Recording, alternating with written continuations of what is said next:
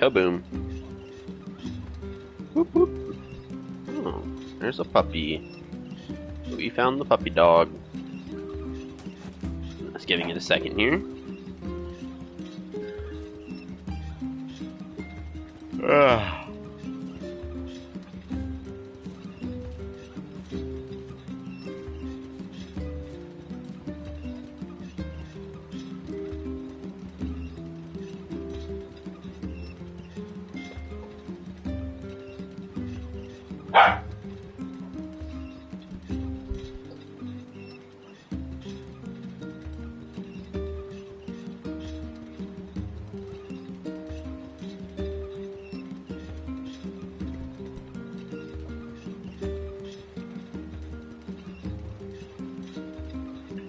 Drink myself some coffee. My hair's a mess. Let me get this little guy.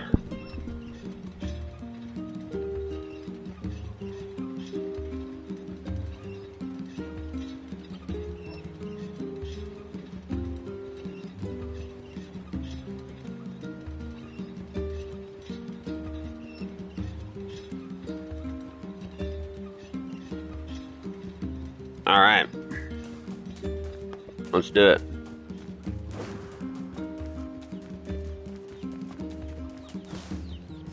Oh, I forgot about the flowers.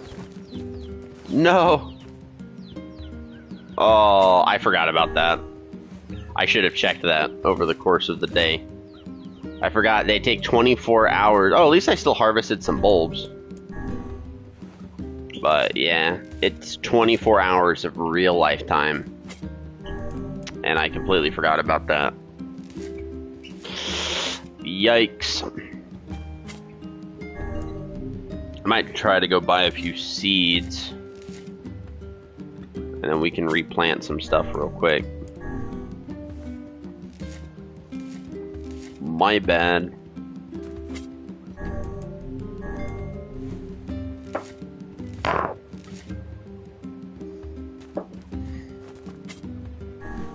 Oh.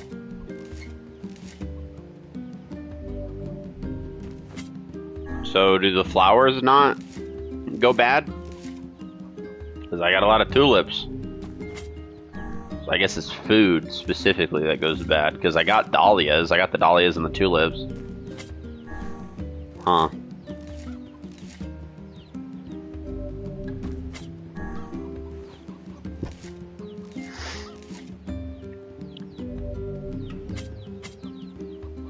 Yeah, I got boatloads of dahlias and tulips. Let's go buy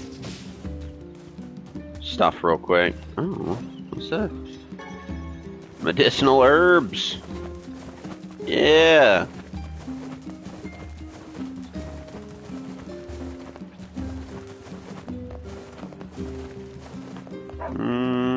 I think you get flowers.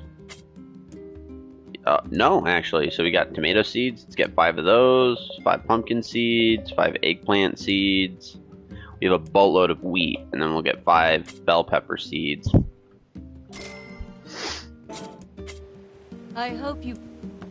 I'm gonna need to set a reminder for tomorrow to like actually check this stuff. That's so... that kinda sucks. I gotta, it's become like an in-life chore.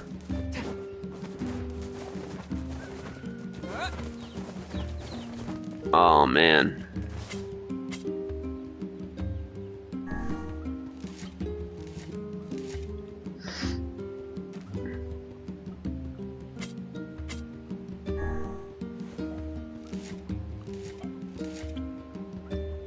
We'll plant everything but the... At the current moment, we'll plant everything but the bell peppers, is what we'll do. We'll save off on the bell peppers.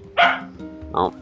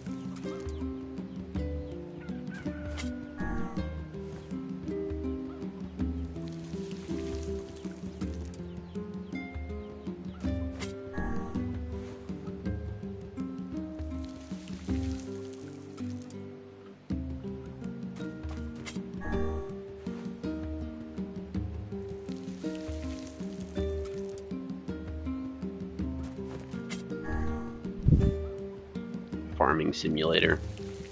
2022. Well, there he goes again. I'm not talking to you, buddy. Where's your baseball? Get your baseball. That'll work. Play with the hippo toy.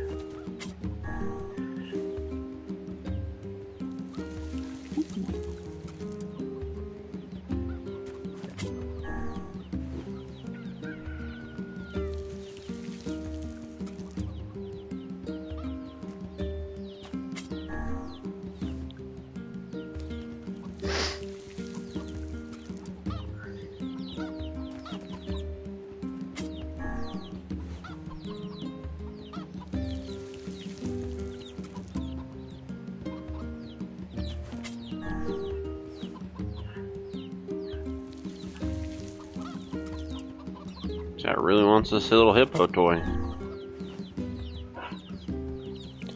Just fighting for him, man.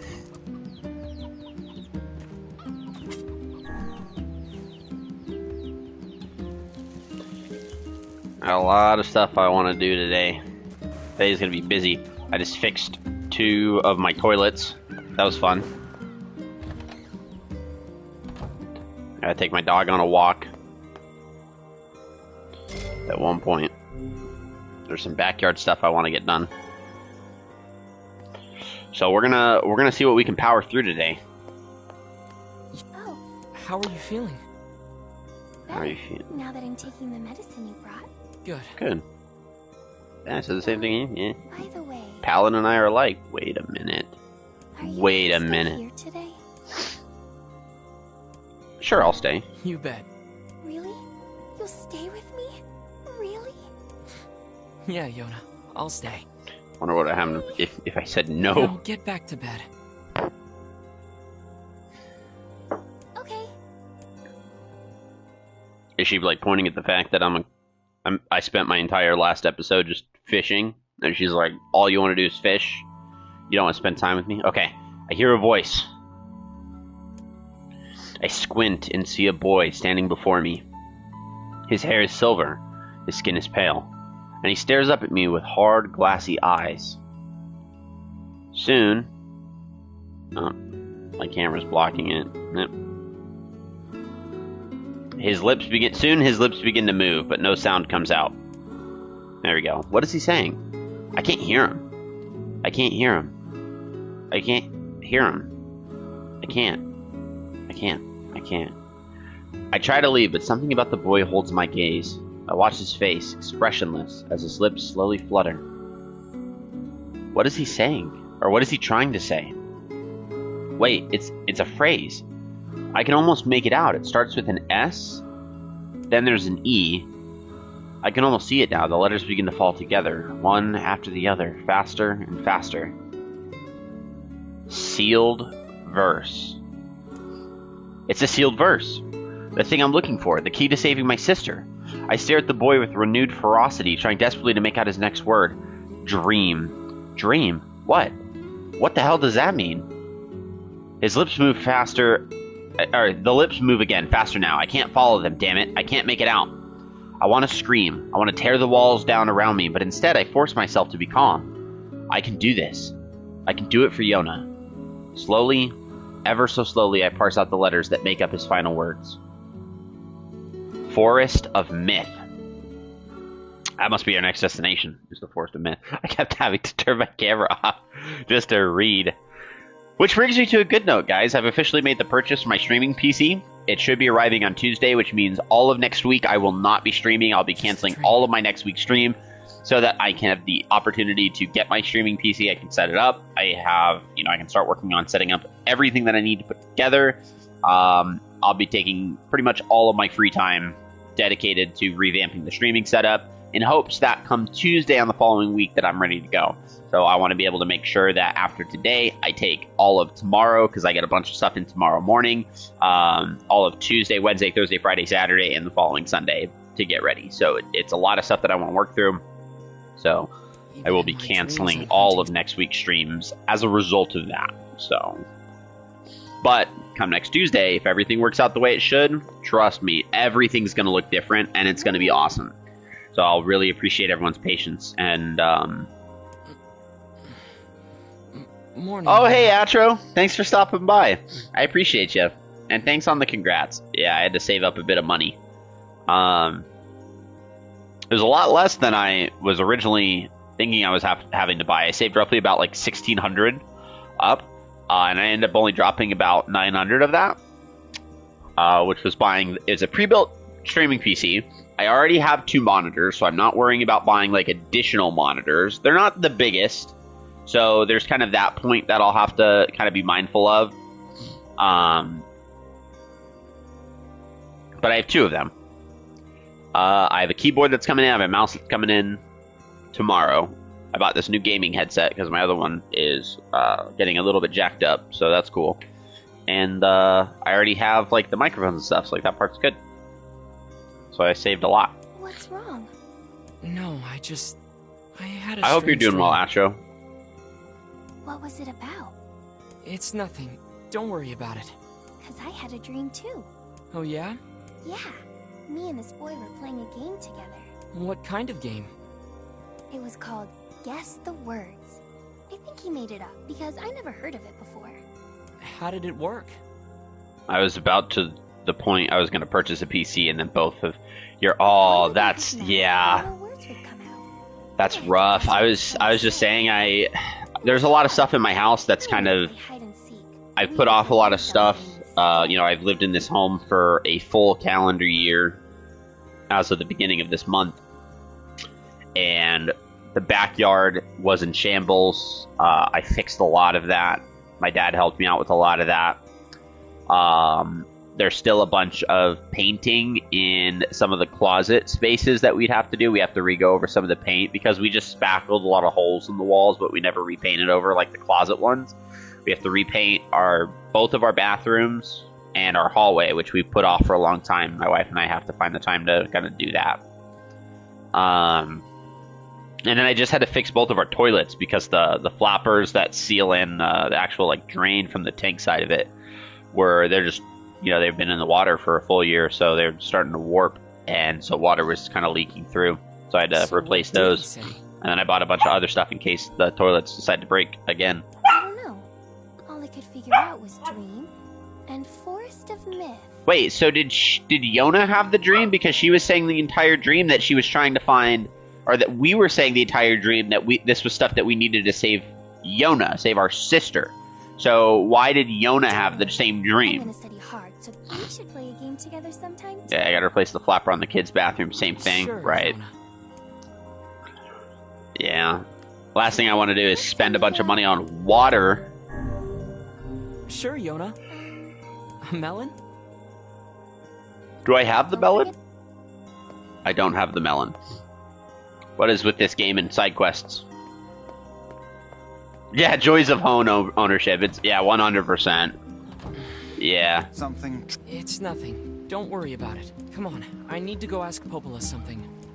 Let's go get a melon. Yeah, my neighbors have been, for the past month, they've had landscapers coming out every single morning during the weekdays because they pretty much just redid their entire front yard. It looks amazing. They got their entire wall redone too. Like, they actually got the structure of the wall, because I think a lot of the brick walls, like the fences, are kind of starting to wear down after years, and so they redid all of their brick walls except for the one that we share.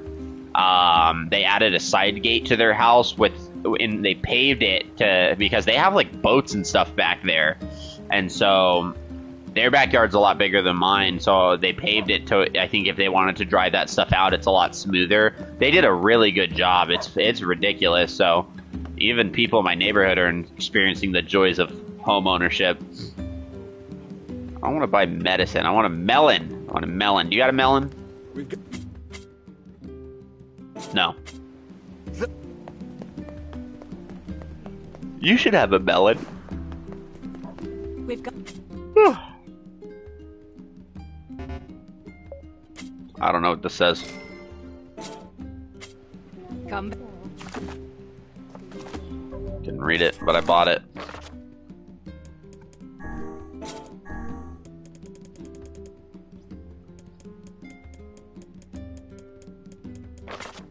Hey.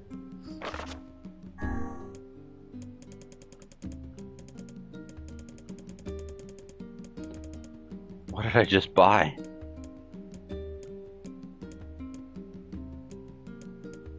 Maybe it's not there. Maybe it's in cultivation.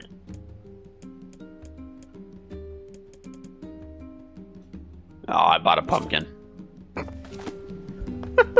I bought a pumpkin. I didn't buy what I needed. I bought a pumpkin. Okay. Let's go to the weapon shop. We might have to go to Seafront for that. No, nothing to buy here. Thanks for your... Dude, that greatsword back there looks like Guts' greatsword from Berserk. And I low-key want it.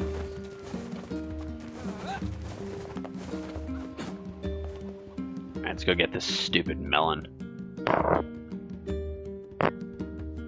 I had a litany of side quests that I imagined I wasn't going to be doing. And then they got so overloaded that I did all of them in one day. And I was like, yeah, I'm never going to be able to play this game at this rate. So then I did all of them off stream so that I can finally get to playing the game. And then the very first thing that happens is I get a side quest. Oh.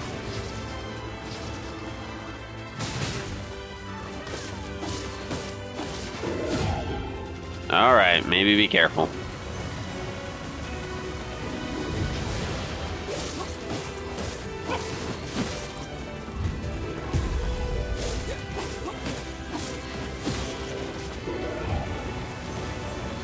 Right, we can...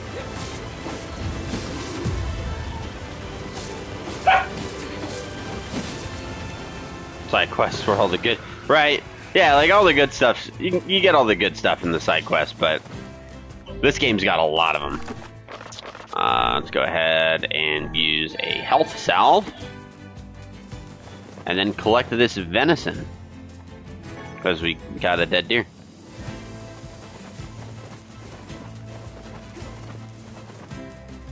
Boop.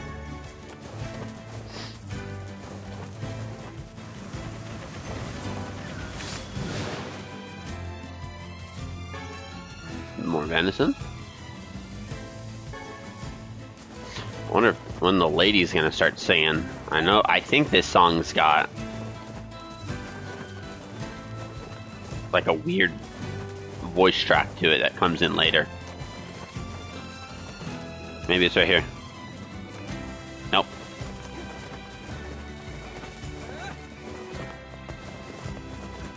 Part of me was hoping. All the good stuff. I'm excited. And there's a lot of great stuff that's been going on with some of the streams that I support. Like I know Ryan on his channel just hit a huge milestone. I was there for that. It was really awesome. He's an Xbox gamer. He has now officially 400,000 gamer score, which was crazy. Is there melons here? Oh, this is a melon. My camera's getting in the way of the melons. Alright, we got our melon.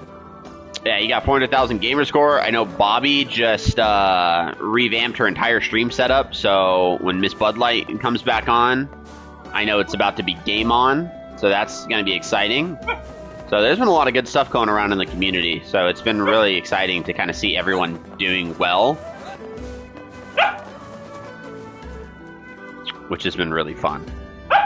Yeah, I know, buddy. Alright. Come on. Pup's been super needy.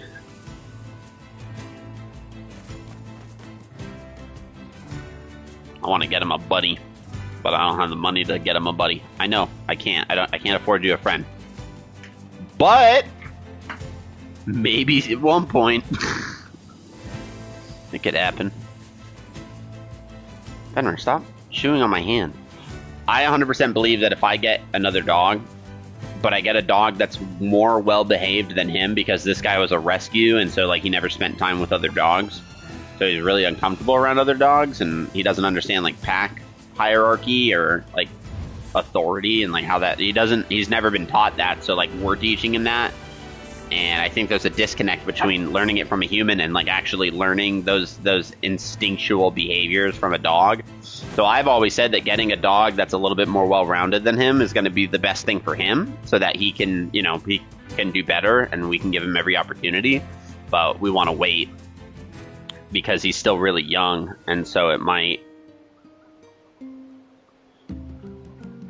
we want to wait to adopt another dog. I'm hoping for a bigger, like a big boy. That's what I'm thinking. But if we find It's not fair. She's so young. if we find any dog, that'll be good. We're thinking maybe Doberman or Rottweiler or Pit Bull is what we're thinking. We just haven't made the decision to full send it yet. But it'd be fun to get you a little Doberman, or not really a little Doberman, because you're the little Doberman. Yeah, if we got a Doberman pinscher, it'd be funny, because Fenrir is a miniature pinscher, and if we got a Doberman pinscher, then they would be night and day different, like, just versions of each other, and so that would be absolutely hilarious. When you show them side by side, they'd be like, oh, is that like his pup? And be like, no, that's his older brother. That's what that is, huh, buddy? Yeah, you just got all the short jeans, huh? I know, you got all the short jeans. Stop chewing on my hand. Where's your toy? Where's your toy? Where is it? You had to chew here. Where'd it go? How did I... We'll grab this. Why do you get stuff on it? Oh, monster. If there's anything... Well, since you offered. A watermelon this... I think I have watermelons. I don't have watermelons. Bruh. I know where to buy watermelons, though. It's not here. It's in Facade. And here we go. Back to the side quests. I'm sorry, Yona. Your sickness ain't getting cured. There needs to be a fast travel system. Like, I know in Nier Automata, eventually you get the fast travel system, but I'm positive that, based off the concept of this map, that I've pretty much found every place. The next is that tree, which I'm imagining is the Forest Myth, and then there's the mansion.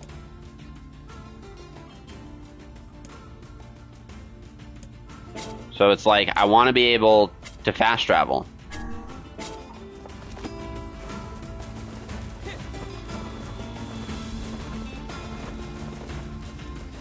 Because then I can just boop around these places. I mean, I guess it makes sense because the world's a lot smaller in that regard. And I think because it's segmented into different, like, zones. Yeah, I know nothing about this game either. I've only played Nier Automata, and they're vastly different.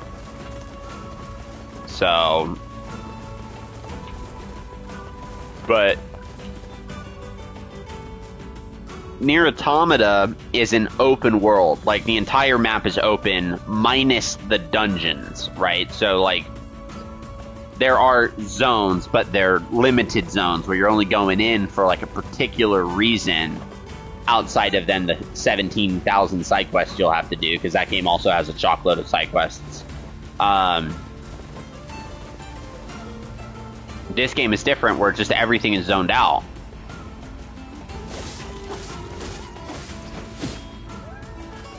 So there's that. But I'm excited though, because I mean, I think the downside of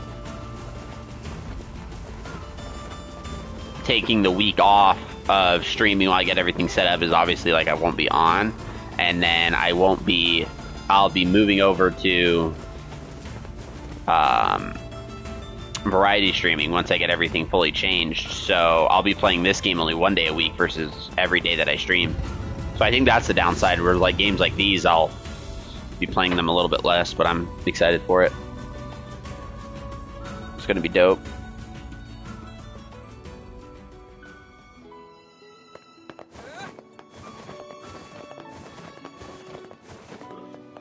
Boop. Come on. I want to go to the grocery store. Yep. Thank you. Thank you. Skip. Don't care. See? Watermelons. Buy. Watermelons. Let's buy 2. And then we'll buy 2. And then we'll buy 2. I don't, yeah, keeps the stream and your interest fresh though. Yeah, absolutely. There's a lot of net positives about it, which I'm super excited for. Like, one of the things too is I'll get to start implementing a lot more of like Warzone and Apex, and I do play a lot of that on the side, like personally. I've said it time and time again, when I play Warzone, I'm normally playing with a group of buddies of mine, like a lot of really good friends, and we all named our characters after noodles. So we're the Pasta Squad. And I know you'll believe me when you see it, right? Like, you can trust me now, but when you see it, it's different. It's a different setting when you see the rigatoni, the tortellini, the angel hair, and the ravioli, or the linguine, sitting in a squad getting ready to drop bombs. It just hits different. And then we get absolutely destroyed. There are some games where we just get tanked. And I imagine people kill us. I imagine we get downed and like the whole squad wipe, and they look at, like, if we get squad wiped, I imagine people are talking to their buddies and they're like, yo, I downed him, I downed him, I downed him, I downed him. Team wipe, looks at the names in the corner. Are they all named after noodles? Pasta? What the heck did we just do?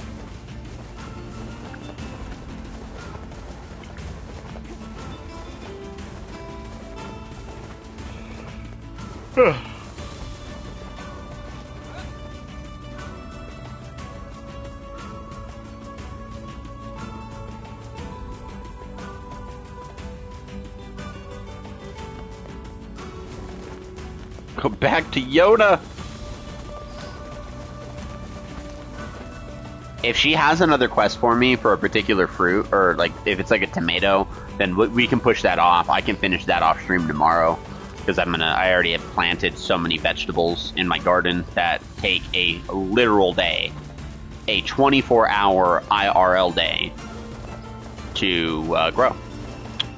So there's that.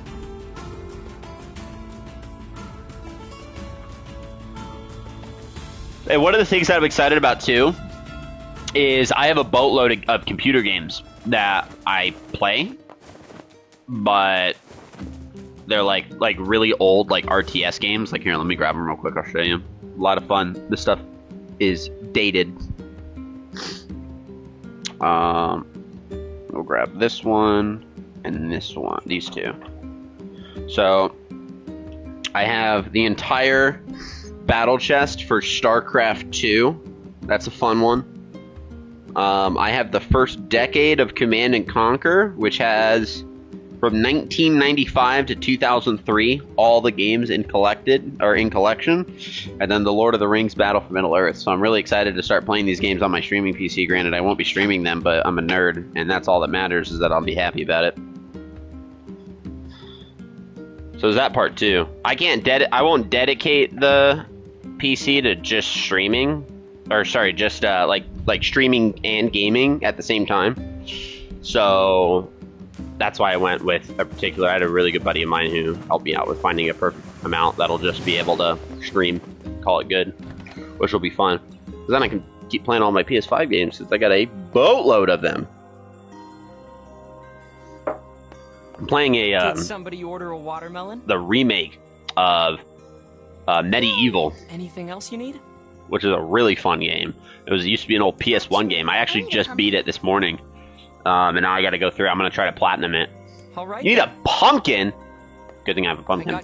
You've sure been. Oh, Oh, is she cooking them? Yeah, she's cooking them. Is the... yep. I made it. Wow, Yona. Come on. Did she? Yay. Pumpkin, watermelon, I wanted and to make melon. something to help keep up your strength. She made a cake out of melon, watermelon, and pumpkin. That's really. Sure. Actually, I made like 7. The Oh, life no. of an elder sibling continues to be a trying experience. You're telling me. We did it. Wholesome moments. Yeah, I'm excited. Oh, I think I actually have a boatload of more computer games over here, too, actually. I think. Pretty positive they might be down here. Let's check. If I'm right. Oh, yeah, I do. I have a boatload more. So these ones I'll also be excited to play, too, because I have, like, The Sims. So, like, The Sims will be fun. Supreme Commander. I have a lot of Dawn of War. And then, I don't know about this one. Sid Meier's Civilization 4. That might be fun. It's kind of like a colonial style. It's like set in kind of like the American Revolution age. So that might be fun to try to play that. I've never played it before, but I have it. And I don't know why I have it, because I never played it. So, there's that. Sometimes I don't make the best decisions when it comes to buying games. I just buy them, and then here we are.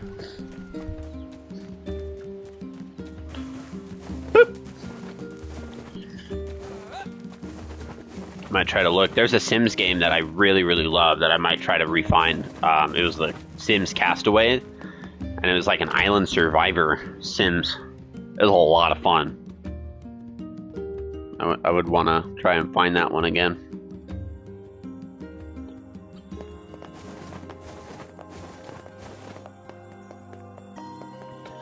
Alright, I think we fought more bosses, right? So we should have more up here. No, we've only fought the same amount. Little shell. We saw this cube back in the Baron Temple. Yep. Perhaps the Prince of Facade gave it to Popola as a gift? It's that lizard thing we fought in the Eyrie. All the bosses, the trophies for Who him. would make a figure of that anyway? And what is it doing here? Who knows? It just does what it does. And then there was this from the machine. Yeah, that one was a fun boss. Because you had to like pick up these bombs and chuck it in his For mouth. decoration, it's certainly in poor taste. Yeah, that was a fun one.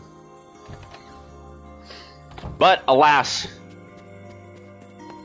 I want to go to the forest myth. What's up, Popola? What's up, Popola? Oh, hi. I just got a strange letter in the mail. Dearest Popola, I hope this letter finds you well. I'm writing in hopes of bringing to your attention a certain dream issue of concern regarding recent events in Dream the Village. I was hoping I might be able to get your advice, Dream, on the matter. Oh, what's going on here? Recently, there have been dream reports, dream of a certain dream of dream evil, dream empty, dream curse, dream evil, dream words, dream, and dream someone. Dream words. Let's actually try to read it correctly. I'm writing in hopes of bringing to your attention a certain issue of concern regarding recent events in the village. I was hoping I might be able to get your advice on the matter. Recently, there have been reports of a certain...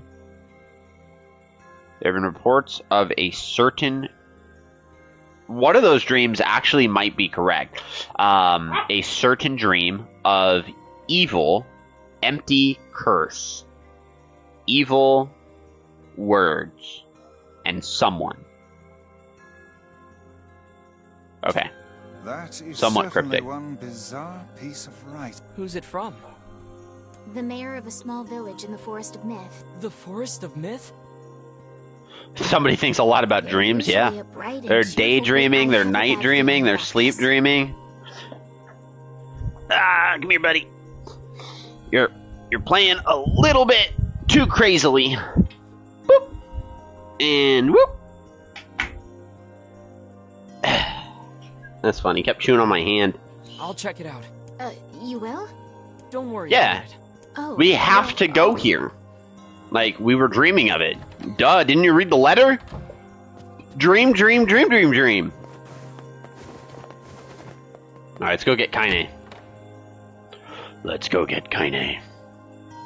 When are we gonna get older? I thought the whole point of this game was that... Or maybe that's a part of, like, the multiple playthroughs, is that you play it again when he's older. Because... in the introduction to the game, you're just slaying all the shade creatures as an older version of this kid. So when do I become that? Because Yona was older then too.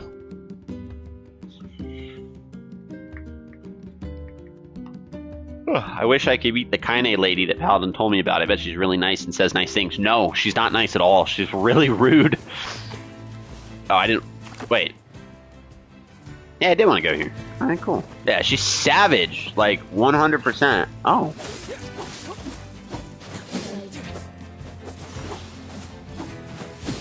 Oh yeah, do you want to get hit? That'd be cool.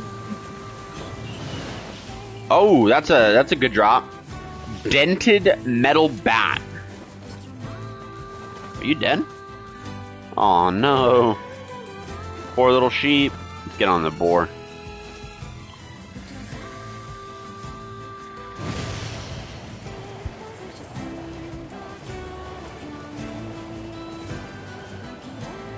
Well, not a lot of shade creatures out and about. Did we?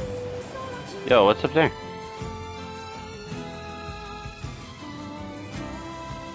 A lot of shade creatures up there, but whatever. We'll ignore them for now. Woo! Forest and myth time. Let's go.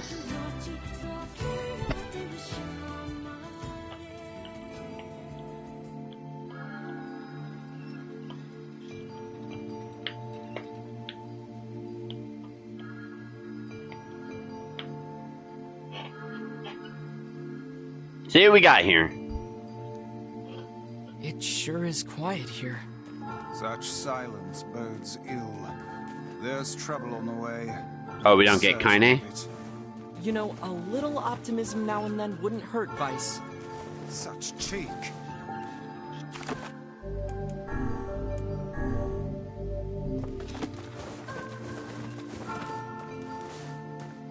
I wonder whose home that is. Oh, old man! Yeah, I'm gonna get the magic capsule first. Beware. The words. Contagious were those who Dream. Those who dream? Hold a moment. There is a strange new sensation in my mind. It is not quizzical. What's going on? Villager's body shuddered as he Perhaps slowly we should opens his start by eyes. asking this man. who are you? We heard something happened to Oh, this did we village, just so we did we came to just see free if we him could from help. whatever was holding him? He's not talking the same way. Speak to me. I must have caught you in my dream. In your dream? Past weeks, a mysterious disease called the Death Dream has spread across the Forest of Myth.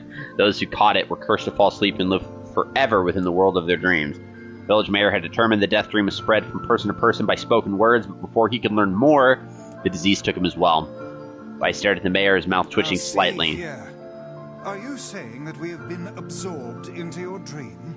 Well, yes. I think you have. Well, that's In not other good. words, we've caught the Death Dream? Ridiculous. Preposterous. Completely unfathomable on every conceivable level. I don't even recall falling asleep. That's just how the death dream works. Though polite, the mayor was clearly trying to brush aside the My book's remarks are not remark. to be brushed aside, fool. How did he know? How did he know he was being brushed aside? The mayor twisted his mouth into an embarrassed grimace, then quickly changed the subject to Paladin, to who Paladin had seen and what they had discussed since coming to the village. Something there must have caused you to enter my dream. A certain conversation. Specific word.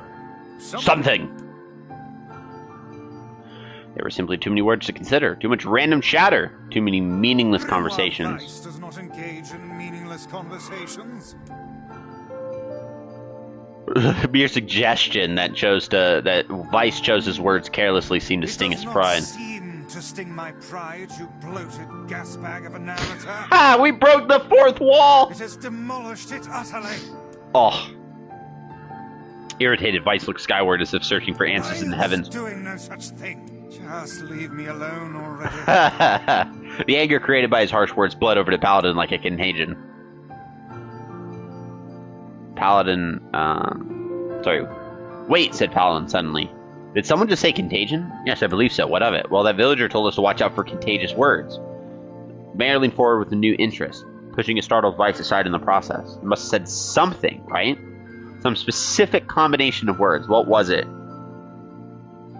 It was about dreaming, or something that dreams, or, oh, what the hell was it? A sheep! Cried Vice suddenly, blurting out the first thing that popped into his head. The others stared at him for a moment before slowly shaking their heads.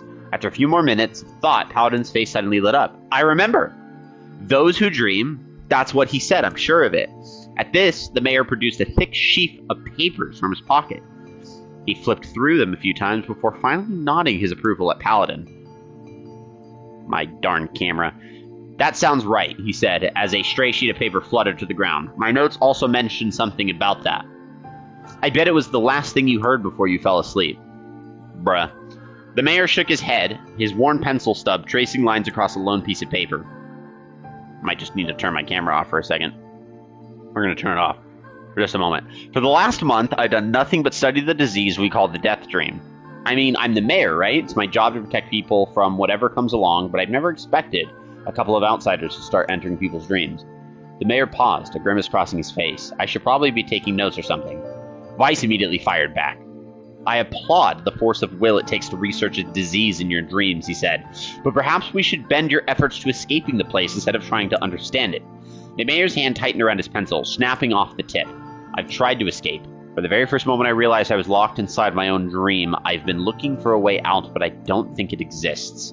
I mean, this is my dream, right? If there was an exit, I'd know about it. He paused for a moment, his unfocused eyes staring at nothing. My village was beautiful, he said to no one in particular, and it was filled with the most wonderful people you could ever hope to meet. But once this disease took over, things changed. It's like someone took a sponge and soaked all the color out of our lives. I just want us to be whole again. I want us to be free. And I won't stop trying until it happens. Paladin nodded in agreement.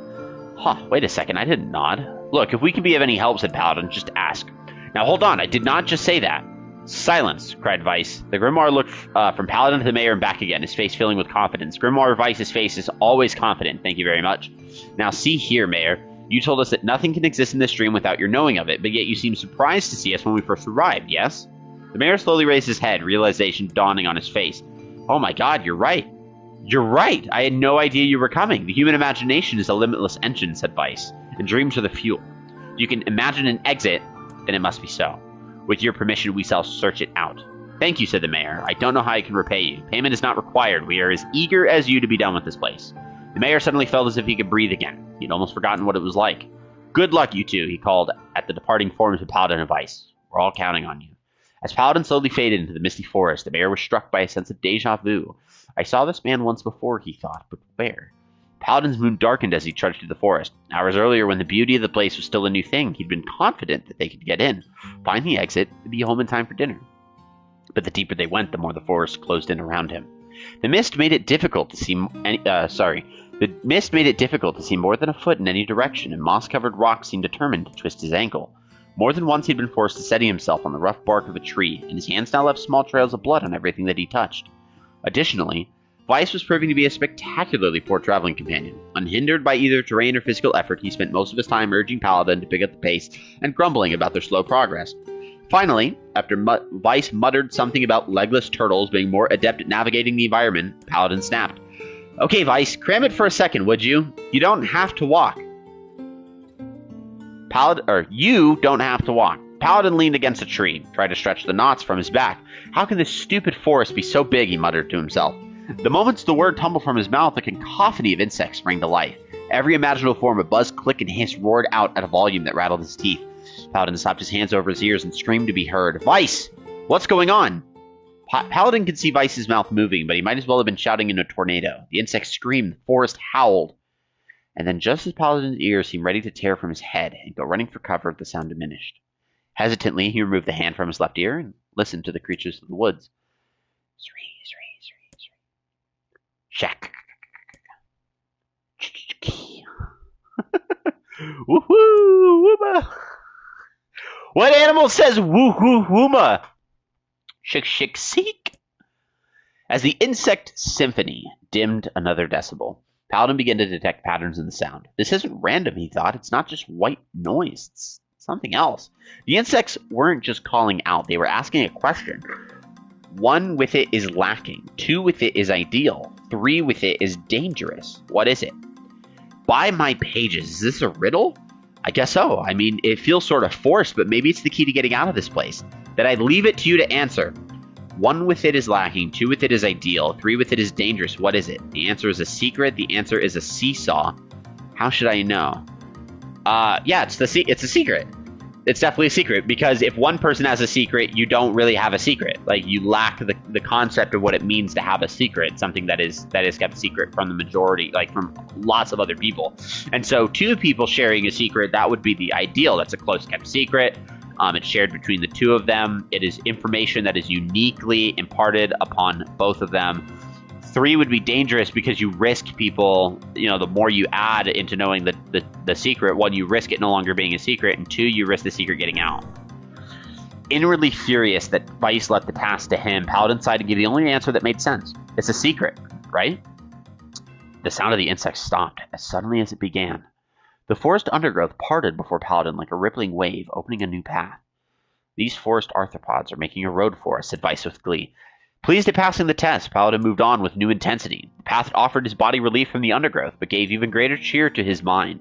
As long as they were on a path, their journey had a purpose. I guess the forest has accepted us, huh? Said Paladin after a bit. Vice spun around to face his companion. Do not mistake the will of this forest for some happy pet that you can suddenly befriend. We have no idea where this path leads. As Vice finished speaking, the pair turned a corner and found themselves facing a clear forest spring. Smiling, Paladin picked up a small rock and sent it skipping across the surface of the water. Good heavens, said Vice. His surprise was understandable. Each time the rock struck the surface of the water, a musical note rang out. When the rock finally stopped moving and sank to the bottom of the spring, the ripples it left behind came together to form words. I enter through the window, but break no glass. When night falls, I vanish. What am I? Got another riddle. Absurdly easy, barked Vice. Now answer it. Paladin grit his teeth and tried not to reach out and strangle his companion. He's right after all, this one is pretty easy.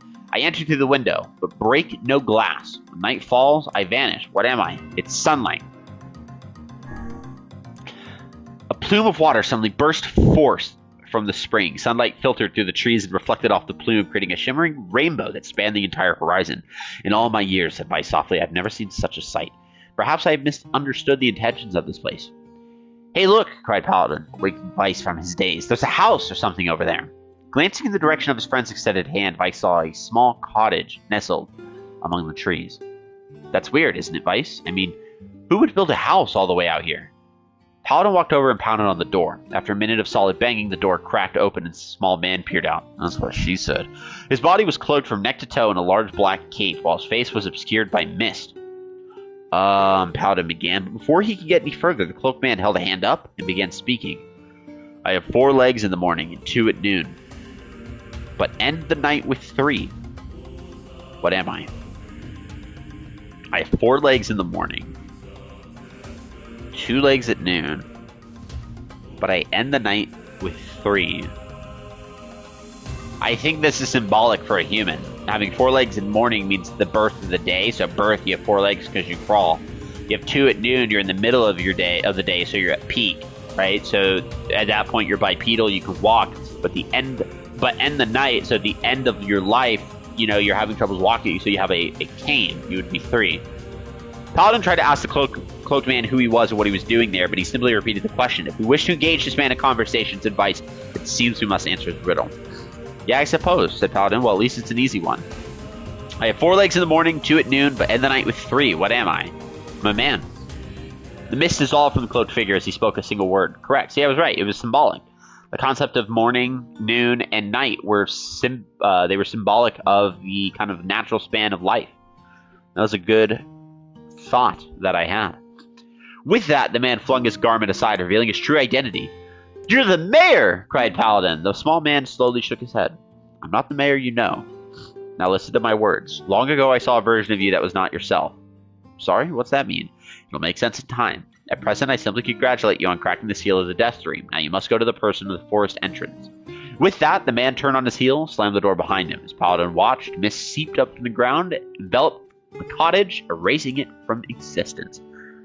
When Paladin and Vice returned to the forest entrance, they found the mayor leaning against a tree. Hey, Jinx, how's it going?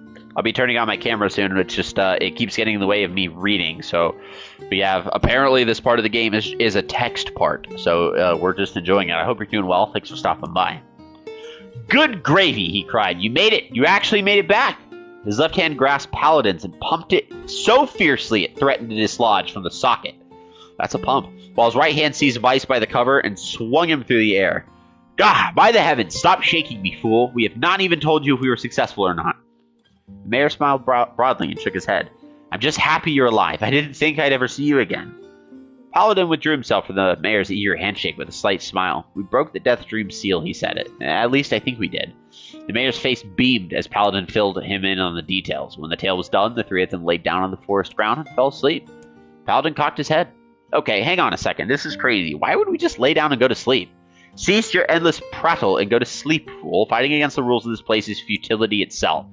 Paladin the mayor obediently reclined atop the grassy earth. Have you forgotten, continued Vice? It is words that control the Death Dream. Words that allow us to move from place to place. No matter how unnatural they seem, the words are absolute. Therefore, if the words tell us to sleep, then sleep we shall. And once we do, the story will continue. With that, the trio found their eyes growing heavy, their breath slowing. This is the first time, began the mayor. The first time I felt tired since I was imprisoned here.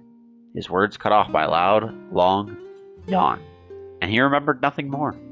They might have slept for an hour or a year. When they awoke, things had a slightly more real quality to them. The mist felt thicker, the leaves greener. It was clear they had awakened from their dream. Oh! Camera's back! Paladin shook the mayor's shoulder gently. Good news, he said. I think we made it. Oh wow, said the mayor in an odd voice. We did! I'm back! He blinked once, and then again, as if not quite believing the sight before him. You two have no idea how much this means. The Death Dream was spreading through our village, and I wanted to...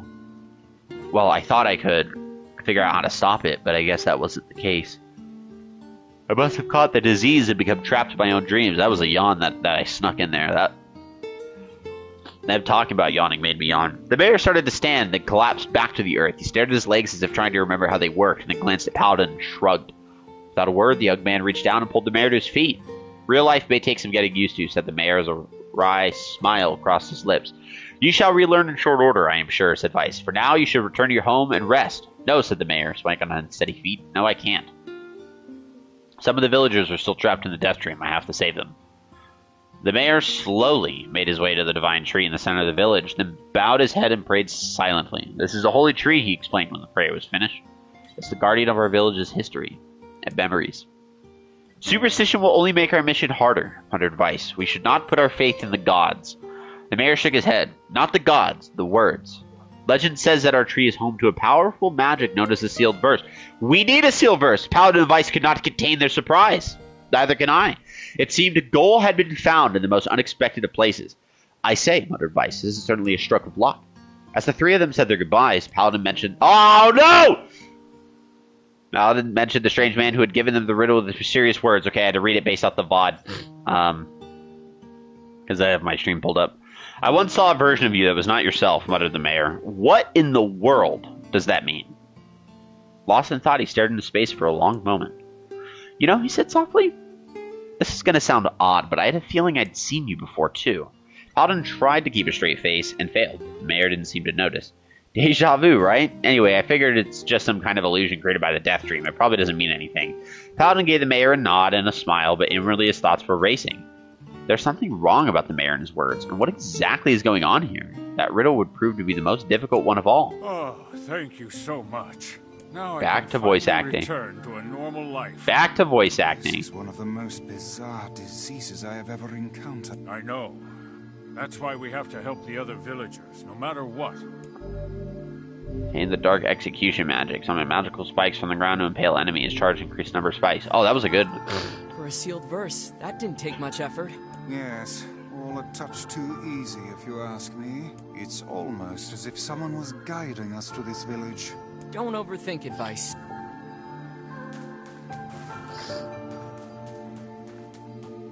Oh, I think we got side quest. This person must be dreaming too. It would appear. Can't say I'm very excited. Perhaps you should spend less. Yeah. Are we? Is this entire way? It's gonna be text. Okay, we're gonna turn the camera off for a bit so that I can be able to read and get in this. I breathe air scented with death and resist the urge to laugh, for I know it will sound like the words of a madman. How long have I been in this fresh hell? My box, my prison, is tucked beneath the stairway in the long, unused catacombs of some infinite castle. Outside, I hear the sounds of a funeral dirge that plays without end. Light has no place here. Wind is a forgotten friend. I pray for death to come, but he forsakes me. He is capitalized. That indicates that death is deific in some form. Time passes, and eternity slips by in a single tick of the clock. Someone knocks on my prison. Anyone there? I hear an unfamiliar voice say. My savior! I claw at the door of my jail, embedding thick splinters under my ragged nails. Oh, that must hurt. I scream for help. I laugh. I sob. Surely this is a product of my addled mind. Surely it cannot be true. Help me, I cry. For the love of all the gods, help me. And possibly I hear the sound of a lock being torn out and falling to the floor. As the door slowly creaks open, I have just enough time to see a silver-haired boy in a floating book before the light pours in. My eyes, accustomed to blackness, explode with pain, and I am forced to turn away. Who are you? I ask, shaking hands, covering my face. How have you come to this place? I am Grimoire Weiss. This is Paladin. Long have we been searching for you. Now come, stand, we shall awaken from this nightmare together. The one-noticed Paladin extends his hand and pulls me from the cell. Though my eyes are slow to adjust to freedom, my ears are keen as ever, and they recognize the staccato sounds of heavy rain. I never thought to hear that again, I whisper. Would that this were not such a terrible storm, said Grimoire Weiss. Look at your feet. I force my eyes open and see water pooling around my ankles and laughing at my shins. There's so much of it. Yes, and more comes each moment we delay. If we do not make good our escape, we shall all drown in this castle. We know you are weak, but you are our only hope to survive this place. Time, that long-forgotten friend, made itself known again. I nodded my head and swore to save my rescuers, no matter the cost. The castle catacombs are a maze, twisting upon themselves like the endless entrails of a giant. I squint down the dim corridors and proceed north.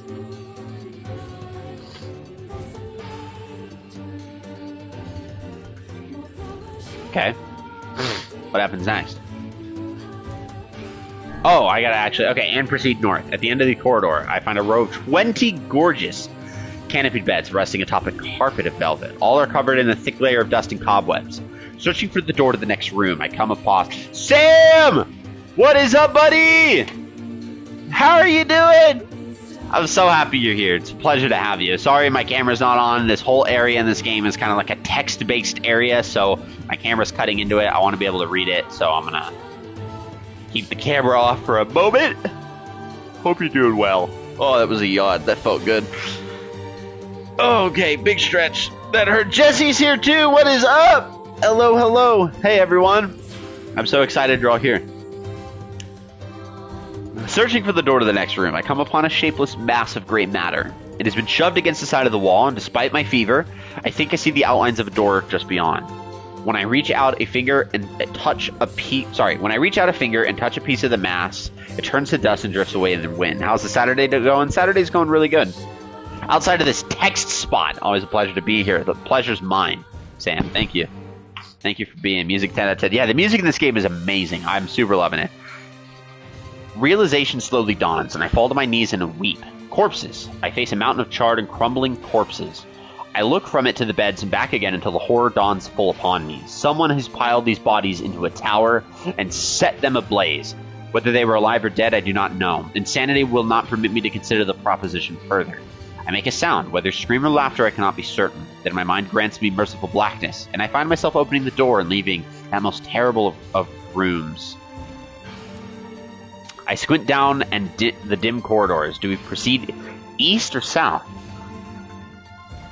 Well, we can't go south because south takes us back because we just went north, so we're going east. I squint down the dim corridors. So if we've gone north and then we've gone east, going north would continue us going north. West would be backwards, so we have to go north.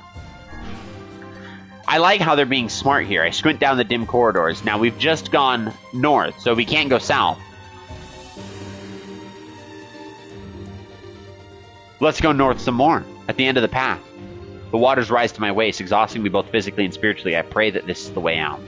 Eventually, I can stand the side of the waters no longer, so to turn my eyes upward. Imagine my surprise when I see a series of paintings hanging on the faded plaster wall. Each depicts a person in the prime of life, clad in clothing of the highest quality. The styles, however, are strange to me, leading me to believe that these people have lived long, long ago. You guys are taking mental breaks. Hey, that's awesome, though. I really appreciate that you guys are taking care of yourself. One of the rules that I try to base my life around is to treat myself as someone that I'm responsible for taking care of. I think, you know, if it's definitely easy to know if you have children, right? Because you're responsible of taking care of your children. If you fail that responsibility, your children would suffer, whether it be, you know, starvation and thirst, whether it would be, you know, like physical, like they would, like obesity. So you're talking about like the excess, that's your responsibility to take care of them. Mental health, like all that things, education, you name it. And so if you fail that obligation to take care of those children, then they end out bad, and that's your responsibility. So if you treat yourself like the same responsibility, how much better would your life be? So I'm glad that you guys are taking that seriously. That's good. Bobby said you were asking about me the other day, so yes, I'm absolutely down to run. Yeah, that's 100% Sam. I was mentioning because I'll be taking a lot of time off to get my stream set up now that my PC, which I know you commented on my Discord. Once that all gets in and comes up, my Fridays I'll be playing like Warzone or Apex. So I mentioned to Bobby that it'd be good to have her on. It would be great to have you on. Jesse, it'd be great to have you on. It'd be great, and you know, if I'm playing games that you guys have on those Fridays, to have you guys over, it'd be super fun. It'll make me more available community-wise to spend time with other people as well. So that'd be a lot of fun. One subject wears an outfit that particularly catches my eye. It is constructed of a thin, breezy cloth and decorated with a motif of flowers and birds. When circling the figure's waist is a leather belt of the most perfect construction. It is a stunning costume, even by modern standard. Hardcore search, like what? Search and destroy? Because I don't have multiplayer, I'd have to download it. I just have Warzone. I'd have to download multiplayer, but I would download it. As I gaze at the portrait, I am struck by a desire to touch it with my own hands. Yet as I extend a single finger to the painting, I am gripped by a most unpleasant feeling. Staring closely at the image, I see it bend and warp into the shape of another finger. Finger? Something behind the picture is pointing at me. Is it another prisoner? A fellow inmate trapped for eternity in this place? I cannot let it pass, and so I seize the portrait with both hands and throw it into the water. The wall is hollow behind the painting, and inside I can just make out a body. Whether or not this is a prisoner, there would be no rescue. The poor soul is long dead. Scraps of clothing line the floor around the bones. Only a small amount of the fabric has survived, but it features the same delicate designs that were depicted in the portrait. I've been admiring a row of corpses, blocked from view by portraits of each victim at their pinnacle. Enough! Shielding my eyes, I paddled forward through the water. I squint down at the dim corridors, and I proceed south. I squint down the corridors, and you know what? We've already gone south, so we can't go north. Because that would bring us back to where we went when we went south. So we're going to proceed further south. And this time we're going to go west because we can't go north. And this time we're going to go south because we can't go east. And this time we're just going to go north. The water has risen to my chin and now laps greedily at my mouth and nose. "You dumb bast," shouts Paladin. He surely desires to say more, but the rest of his insult is cut short by the rising waters. Grimoire of ice, wet and tattered, floats on the water's surface. It is already too late for him. This wasn't how it was supposed to end. Ah, we died! We can die in the text? That's so stupid. Warzone, let's go. Yeah, it's a lot of fun. I've been playing Apex at all recently. BRB, wife just got home. No worries.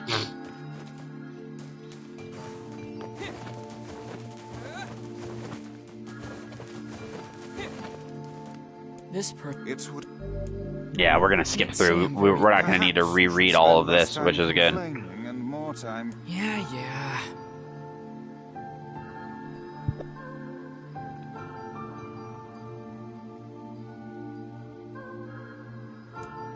Hype. Sam, thanks for the sub. I appreciate the sub. Thank you so much. 2 months, man. I appreciate it. You're the G. You are the absolute G. Thank you so much, man. I appreciate you. Enjoy your emotes.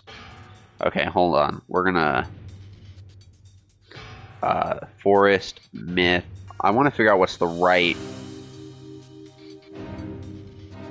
Forest, myth. Prisoner. Okay, answers walk through. Good. Because I don't want to make the same mistake and then get myself killed and then have to do this again. Luckily, I don't have to read any of it. A cheer as well? Oh, thanks, man. I super appreciate it. Thank you so much for the bits. All the bits. I'm positive, Sam, that you've just bumped me over the amount that I need in order to get paid out. I think the last I checked, it was like at like $96 of the $100 threshold. So thank you so much. It really means a lot to me. You're an absolute G, so thank you, thank you, thank you. Okay, we need to get back to where the point in the game where it tells us to proceed. So we're gonna go north, and then, yeah, yep. This time we're gonna go east, right? Because we can't go south. That's normal. And then this time we're gonna have to go north because same thing. We can't go west. It brings us back. Cheer.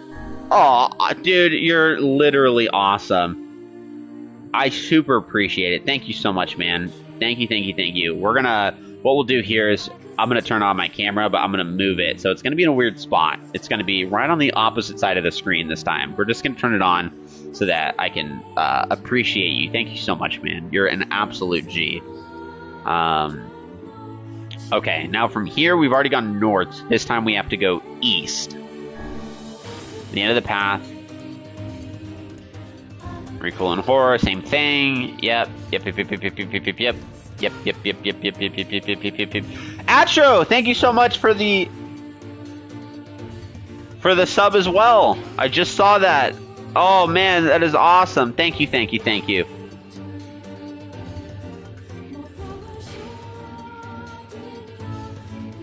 So awesome. I super appreciate it. Thank you guys a ton.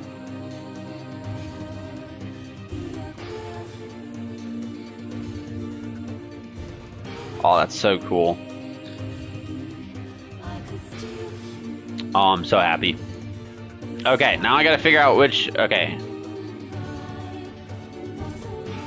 I don't think I read any of this stuff. So I take a moment to steady my shaky hands and slowly back away from the table, desperate to... Right. I think desperate. Desperate to lose sight of the abomination before me, my gaze lands on the chairs upon which the dead were seated. This is a mistake, for the chairs proved to be even more terrible than the feast itself.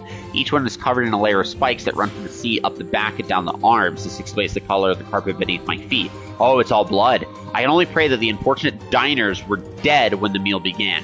Or if not, it is a simple task to envision the agonized screams that must have sprung forth from their mouths. My mind grasped frantically at the possibility that these souls had committed some terrible crime for which this was punishment, though in truth, I suspected that they committed no crime at all.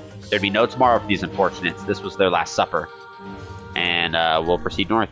Against all hope, we make it to the front door. Break it down, someone cries, and so I give myself to the effort. In tandem with Paladin Grimoire Vice, I slam my body against the thick, sturdy door. On the third try, it gives way, and we find ourselves sprawled on the ground outside the castle. The storm is in retreat. The clouds above are still dark and foreboding, but to the west I can see a thin shimmer of sunlight trying to break through. How can I thank you? I cry as tears join the rain on my cheeks. I surely would have died in there. Looking down, I suddenly notice that my dress is in tatters and sheepishly try to cover my exposed skin. Your dress, asked Vice, then you are a woman, madam. I am. I proffer the two a smile. I suppose that comes as something of a surprise, seeing as how I exist only in the form of words. I can see that the one-noticed paladin is disappointed that the torn dress will be given no further description, but he hides it well. With a nod and a shrug, the three of us set forth to our awakening. But behind us, an awakening of another kind is taking place. Black smoke fills the abandoned castle, providing the countless damned souls inside with their final shroud. Oh, hey, Sam! Thank you for the gifted sub! Thank you so much for the gifted sub. I know Bobby's gonna enjoy it. Thank you so much, man. You guys are so awesome and so nice to me, and I appreciate the love and the support. As we watch in awe, uncountable black shadows slowly flicker to life, crossing to and fro in front of the broken windows. The castle's dead have awakened to their new life as Shades! Oh, yo, she changed. Her whole form changed. I don't think she looked like that because I think she had stuff wrapped around her entire head. Hopefully there will be no labyrinth next time. I hear that. Tree branch! Oh, we got one more. Alright, real quick. I'm gonna get myself something to drink real fast because talking a lot is making me parched. Give me a second. I'll be right back. Definitely getting there. Hey, yeah, right? I appreciate it, man. Like, it's super awesome. Like, thank you so much. Give me just a second so I can get myself something to drink. I'm gonna go get myself a soda. I'll be right back.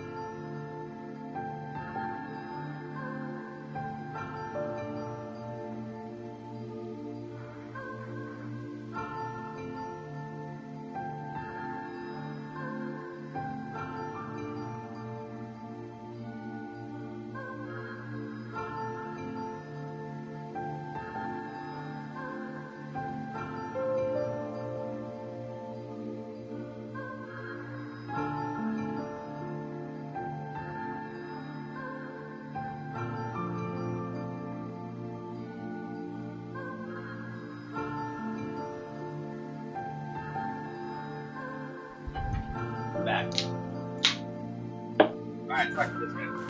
And another. I figured a book like you would be into all this word stuff, Vice. Even I have my exceptions. Hype. I love it.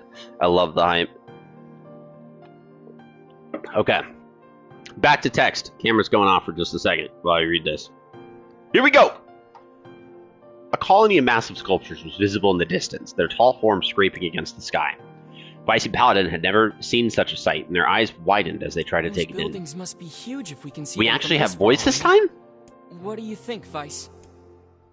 As Vice considered his answer, the sun beat down on them with renewed ferocity. Some manner of mirage. He said.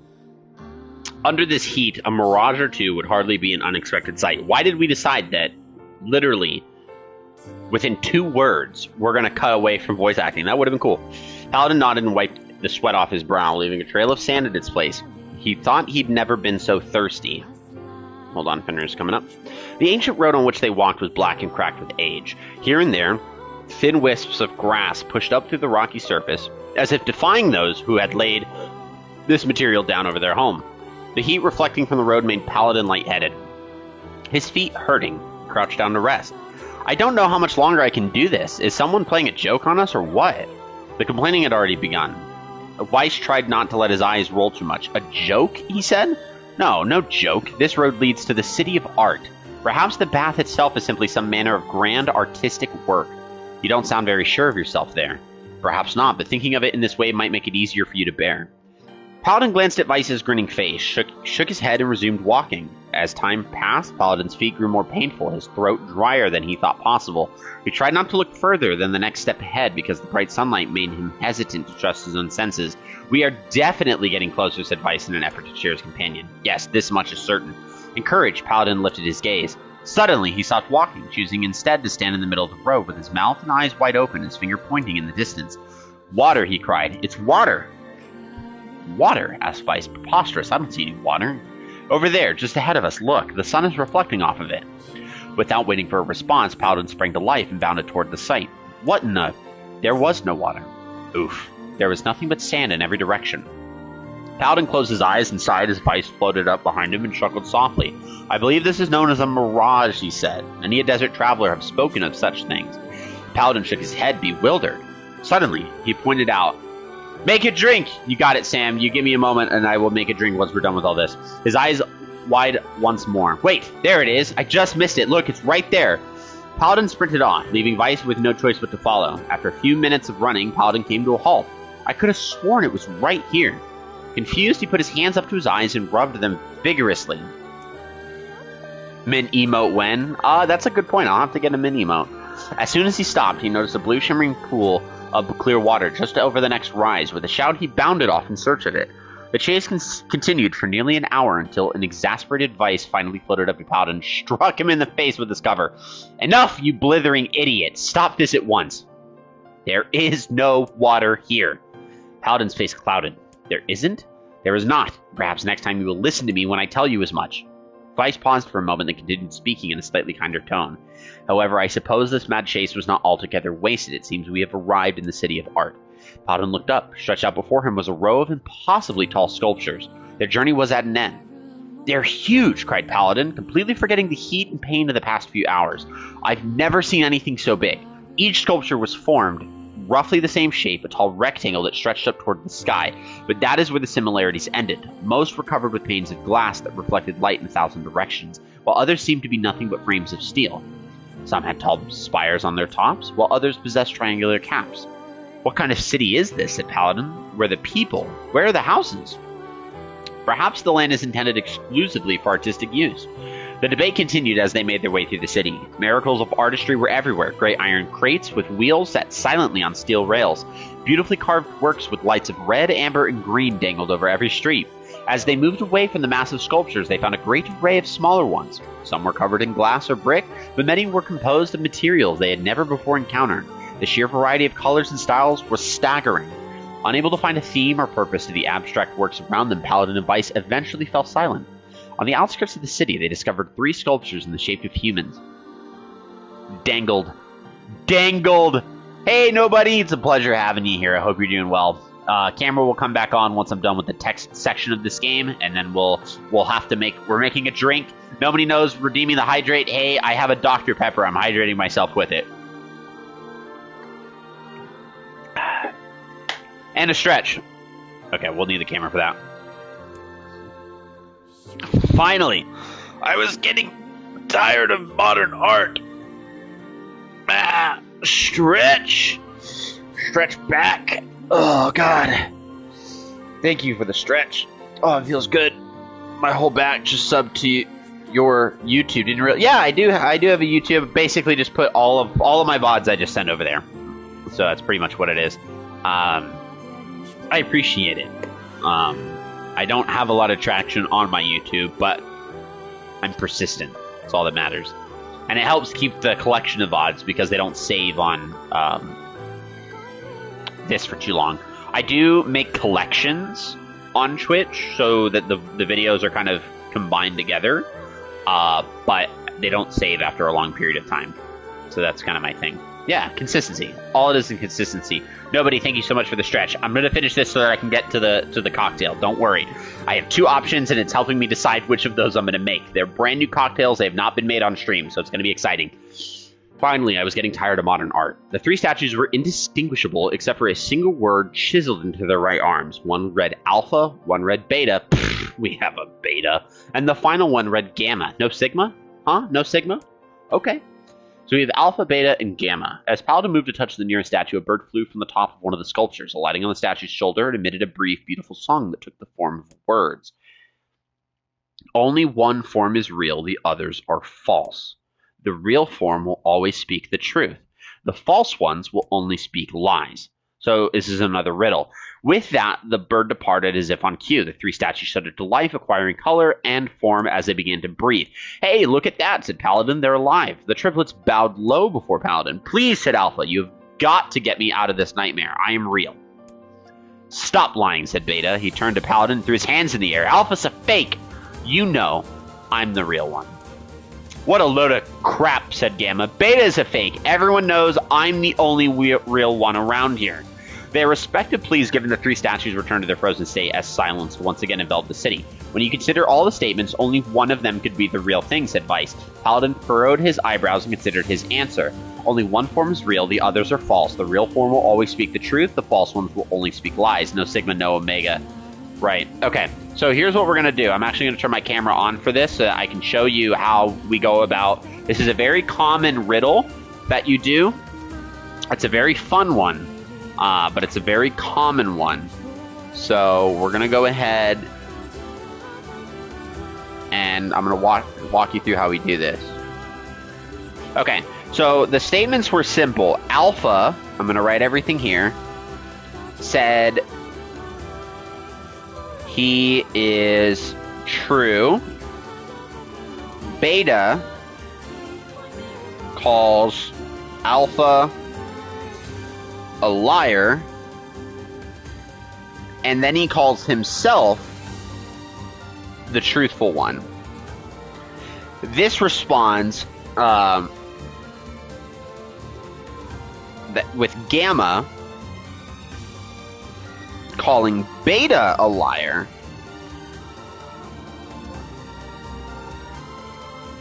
and that Gamma is true. Right? So we have 3 statements. I wrote them down, and it's so Alpha said he is true. Second statement is Beta calls Alpha a liar. Beta is true. And then the third is Gamma calls Beta a liar, and then Gamma is true. So what we have to do is we have to determine that one of these is honest, and the other 2 are lies. So that's where we get into the tricky parts of it because, we have issues with kind of like the logic pattern. So if we assume that 2 people are telling a lie, we have to walk down through each of the statements. So statement 1, Alpha said he is true. It is a 50-50 chance that he is a liar or that he's telling the truth. So we would have to compare it based on everyone else's argument. So it's a 50-50 chance that it's Alpha. So Beta calls Alpha a liar and says that he is true. Now here's the tricky part. If Beta calls Alpha a liar, then it indicates that Alpha is a liar when he is saying that he is true. So it leans on that 50%, right?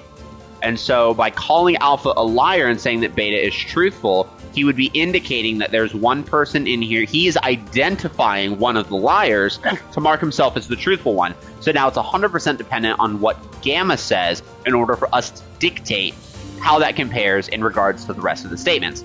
So Gamma is calling Beta a liar, and that Gamma is true. So now if Gamma calls Beta a liar, here's how you actually determine that who the actual honest person is. If Gamma calls Beta a liar, that means that Beta calling Alpha a liar is actually a lie. And so if Beta calling Alpha a liar is actually a lie, then that means that Alpha is telling the truth, that he is truthful. But the problem is that you can't have two people telling the truth. So if Gamma is telling the truth by calling Beta a liar, he's indirectly calling Alpha true. And we know already there can't be two people that are speaking truth, which indicates that Beta is the one that's telling the truth. The real one is Beta. Though Paladin's voice betrayed a notable lack of confidence, he was relieved to see Vice nodding at him. If Alpha were telling the truth, began Vice in the dry tones of a lecturer, Beta and Gamma would be fakes. But in that case, Gamma's claim that Beta is fake would be the truth, even though Gamma is a liar. Therefore, the theory crumbles, right? Smart move. Now let us presume that Gamma spoke the truth. That makes Alpha and Beta liars. In this situation, however, Beta is calling Alpha a liar, which would leave us with two statues telling us the truth. See, that's how I thought about it. Finally, let us assume that Beta is telling the truth. If so, Alpha is lying and Gamma is lying, which would make sense. Therefore, Beta must be real. I'm a genius. Intellectual. As Vice finished his explanation, Alpha and Gamma crumbled soundlessly to dust, with Beta sprang to life once more. Congratulations, villager, said Vice in a cheerful voice. The time to awaken has arrived. Thank you for saving me. Fivehead, right? Fivehead! He dropped to his knees and bowed his head as low as it could go before an uncomfortable paladin pulled him to his feet. Why did you have a dream like this? Asked Vice. Have you been to the city before? The villager looked around at the bizarre objects and sculptures that dotted the landscape, then shook his head.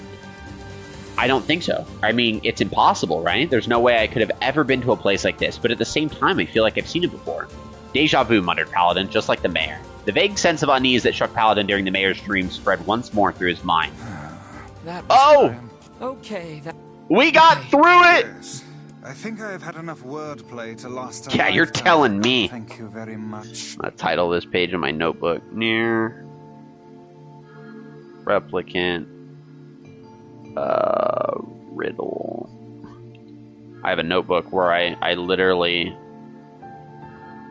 This is where I do a lot of my research. So if you're a person that's trying to understand the world around you, putting your thoughts to words and writing them has helped me retain information. So I always have a little notebook. That notebook exists. Anyway, let me move the let's go see camera. the mayor. Move camera. Move it over here. We have a cocktail to make. Now, here's the best part about this cocktail is we have two different cocktails that we can make, and I'm only going to make one. So I have to pick the right one here. Are you going to get Modern Warfare 2 when it comes out, Sam? Yes, I am, because Modern Warfare, the game, was an absolute fun game to play. I loved the story. I love Call of Duty games for the story. I really don't play a lot of multiplayer. That's why I don't have multiplayer downloaded, and why I have Warzone downloaded, because I'm more into battle royales than I am into the classic Modern Warfare or Call of Duty battle types. So I will get Modern Warfare 2 purely because I want to see Soap. I want to see Ghost, because I know they're both going to be in there. That's it. I want to see them in the game. I've played all of the Modern Warfare games on the Xbox 360 when Modern Warfare 1, 2, and 3 were kind of the big Call of Duty hits. So I want to get back into it. I think Modern Warfare 1 did a phenomenal job with kind of setting the tone in a new direction with the story. So I'm really liking it. So yeah, we're going to go do that. Now, here's what I'm going to do. The OG campaigns hit different. They 100% did. There was a lot of good stuff in those campaigns. Sam, since you were the one that redeemed the make a drink, you're going to have two choices here. Okay, I'm going to let you pick. Both of these cocktails are drinks that you build in the glass. So they're not going to have a shaker. They're not going to have any of that. We're going to build it in the glass that we drink it out of. One of them is a drink with rum, right? A dark rum. The other is with tequila. It is a tequila drink. I will let you decide which of those I make. Tequila or rum.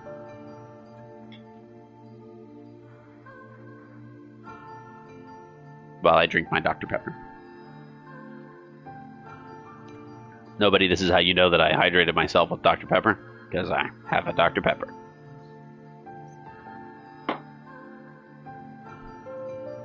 Tequila or rum? Tequila full send Saturdays. All right, let's go. We're going to do some tequila. I will be right back while I go get everything. Give me just a moment. And...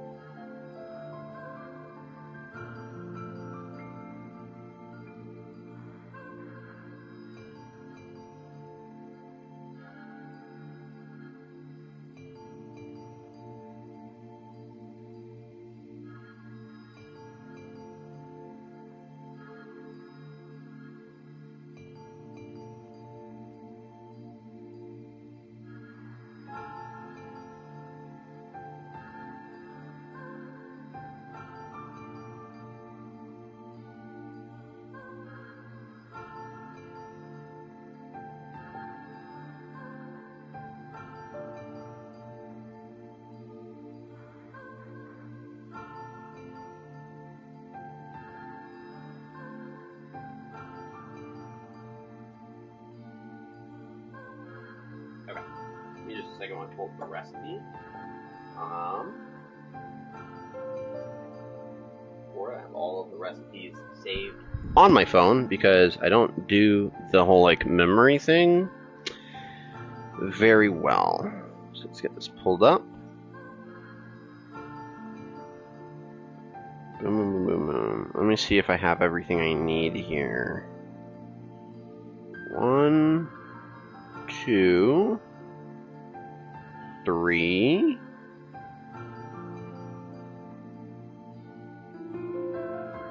I'm missing 2 things. Okay.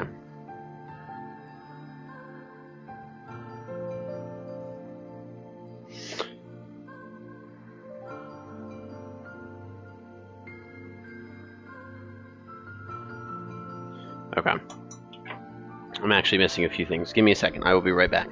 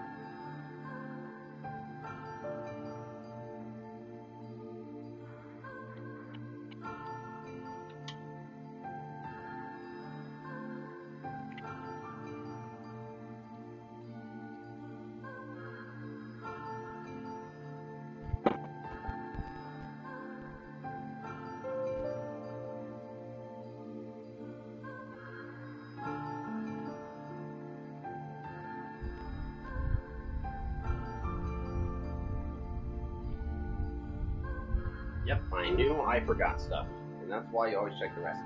Okay, I have everything here now. I need to clear out a little bit of room because my desk is now cluttered with stuff. Okay, let's do this. Give me a second here. We're gonna declutter. Let's get that pushed back. Let's get that pushed back. Let's move the Dr. Pepper. We don't need you. We don't. Let's move the controller. Let's get that out of the way. Okay. Alright. So what we'll do here is we're gonna break open this. Oh, yummy, yummy, yummy, yummy, yummy. Okay.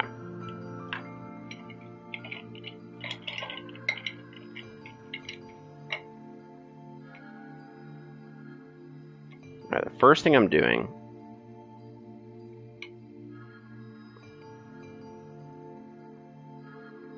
kind of icing up the rim of the glass here.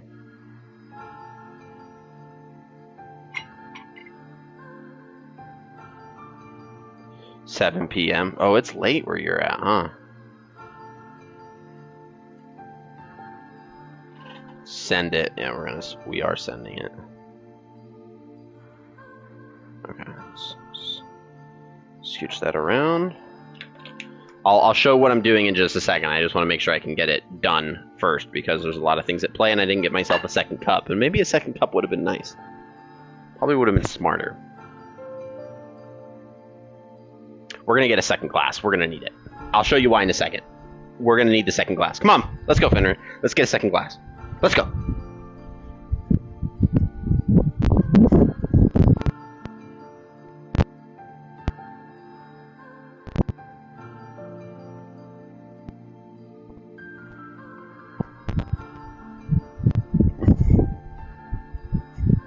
All right.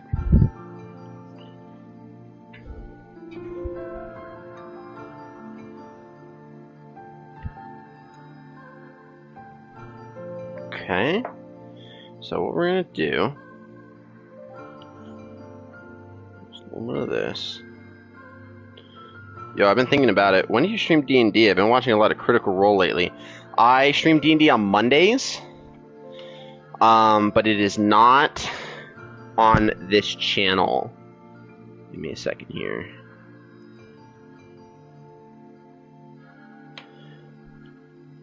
It is at that channel. We stream on Mondays. Okay, what we're gonna do, second glass is gonna help me with my ice.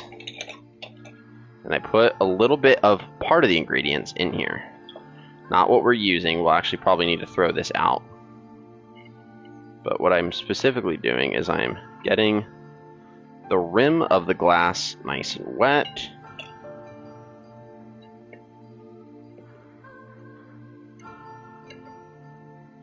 Because we need to salt the rim, right? You can't salt the rim unless it's nice and wet. Okay, we have a salted rim. Okay, salted rim. All right, rim is salted. All right, what we are making here is a drink that utilizes a type of tequila that I got from my stepmother. My stepmother works for a company known as, oh, thank you so much for the follow on that. I appreciate it. A lot of fun. It is known as Casamigos. It is a very expensive American tequila.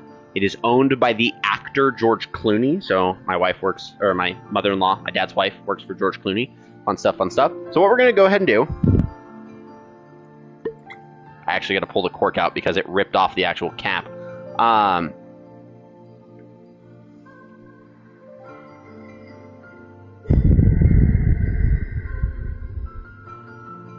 Smells so good. Okay, so we're gonna hold off on this for a second. I just wanted to smell it. It's such a good. So this is tequila reposado. You use this for this type of beverage. You don't use tequila blanco. So no worries about that. We are gonna start out with the first part of this, which is grapefruit juice. I use Florida's Natural because it's a cheap grapefruit juice. It's not bad. So what we're going to do is we're going to use 2 full ounces of grapefruit juice. So that's 60 milliliters. So we're going to go ahead and fill this bad boy up twice. Pour that in here. Okay, cool. So the grapefruit juice is done. We got 60 mils of grapefruit juice in that bad boy. We're going to put that guy back here because we no longer need him. Okay, now what we're going to go ahead and do is we need 1/2 of an ounce of lime juice. For the lime juice, you have 2 different options. You can go ahead and use kind of like a traditional like cocktail mixer of lime juice. It's sweet. What are we making? I'll share at the end. So So we're going to use a ½ ounce. I use just like real lime juice, right? And that's because that's what it's called. It's real lime juice. It's got the tartness of the lime juice. It is not fully sweet. If you do like cocktail sweeteners for lime juices, that just means that you're removing the tartness of lime for the flavor. Hard drugs. Yeah, we're making hard drugs. That's what we're doing on stream. So ½ ounce. So 15 mils of lime juice. All right, we are done with the lime juice. Okay, next part of the recipe. This is going to be a little awkward, but you know what it is, We are actually going to mix in a teaspoon of sugar, baking some meth, right? So I got a teaspoon of sugar. We're going to pour that in there, okay? And now I highly recommend that you don't mix it with your teaspoon. So I have an actual mixer. We're going to go ahead and we want to mix that, right? We need to make sure that all the flavors of the juice and the sugar are put together, okay? Now what we're going to do here, because that's all done, is now we are going to add 2 full ounces of our tequila. So 60 milliliters of tequila. Okay, it's a good solid beverage here. We're going to go ahead and put that off to the side. Now here is what finishes the drink, okay? We're good with almost all the ingredients, except for one. Club soda. We're gonna go ahead and put in some club soda. We need 2 full ounces of club soda in here. And then the drink is finished, okay? So we're gonna go ahead and put 2 full ounces. This adds a little bit of fizz. 2 full ounces. 2 full ounces. Now, as you can tell, it is a combined total of like 5 parts other items, 2 parts tequila, okay? And now what we do is we're going to go ahead and mix this up just a little bit more. So as you can see, I have my glass, I have my stirrer. We're just going to mix that nice and good. And now the beverage that we have before us is known as a paloma. We have a paloma. Palomas can also be made with another type of, you don't have to use tequila. You can use mezcal. I don't know if that's a type of tequila, but the recipe says you can swap those 2 out interchangeably. So I'm going to go ahead and put my ice cubes back in here from my secondary glass. Now, the ice is a little bit of a diluter, I'm not going to lie. It's going to dilute the bad boy in a little bit of some time, but that's okay. I like drinks for their flavor. I have a little bit of excess grapefruit juice. I'll deal with that later. I don't like grapefruit juice as like a drink on its own. But if you mix it into a nice cocktail,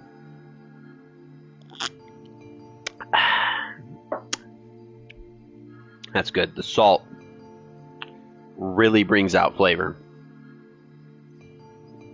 and mostly salt, because it's salt. So I probably that looks a little sus. That looks like we're doing some hard drugs on the stream. That is margarita salt. I promise. We're gonna leave that over here.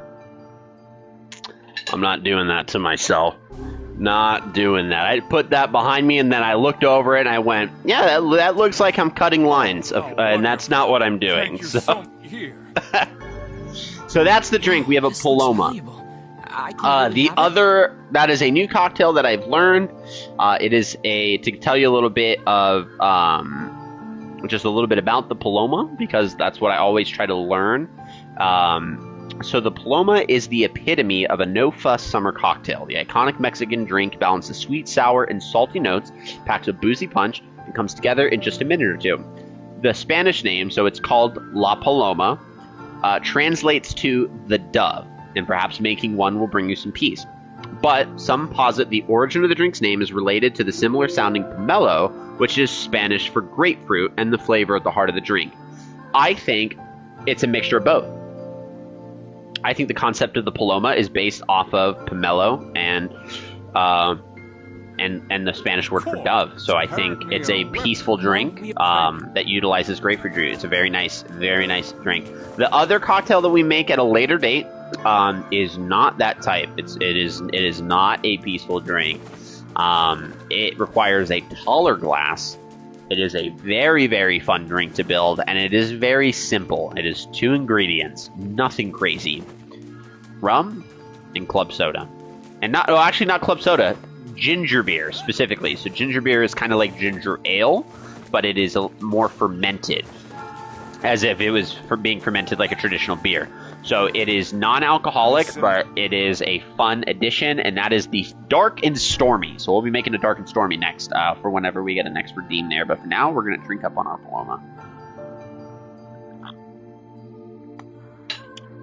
Dark and Stormies are great. I've tried it too. I try them whenever I first make them. Oh, we have more text. Great. Ah, hello again. You know, I've been trying to figure out a way to thank you for saving me, and I think I've got it. We're gonna put up a statue of you. It'll be 10 feet high, made of pure gold. That'll be cool. Oh, and I know you don't own a horse, but I think we'll put you on one anyways. Horses just make people look more heroic, you know? Yeah, that's fair. Like Napoleon Bonaparte or George Washington. You put them on a horse, look like heroes. How's that? You don't want a statue? Oh, I thought you'd really enjoy it. Regardless, thanks to your tireless efforts, our village is at peace once more. And at peace. Ha! Ha ha! That's a little agricultural joke right there. Got him! Anyway, I've been thinking about other things besides bad jokes and statues. I also decided that we need to start holding the village festival again. We used to have it every year, but the last mayor thought it was old-fashioned or something, and he killed it. But since I'm the mayor, I can start it up again. That's not abusing my power or anything, is it? No, not at all. What's that? You want to hear about the festival? Well, the official name is the Feast of the 3 Days. We call it that because everyone sits around a huge table and eats for 3 days. No sleeping allowed. Oh, and we hold it on the foggiest days of the year, so it's hard to tell what you're eating. Some of the dishes are delicious, but some are really rare, and well, there's some weird stuff in them. Let's leave it at that. Anyways, you'd be surprised what you can eat when you haven't slept for a couple days. I'll make sure that a room is prepared for you so you can be a guest of Aunt. Wait, what? You can't come? You have to wash your hair? Ah! We gave him an excuse. Oh, all right. Well, I guess that's understandable, what with the adventuring and all. Truthfully, I think this town needs more group bonding activities like that. It'll help us get to know each other, and also promote unity in times of crisis and so forth. Weiss coughed loudly. How much longer must we bear the insufferable flapping of this fool's gums, he whispered. What specs are the PC you got? You give me a second, let me pull up the specific one I got. And I will tell you.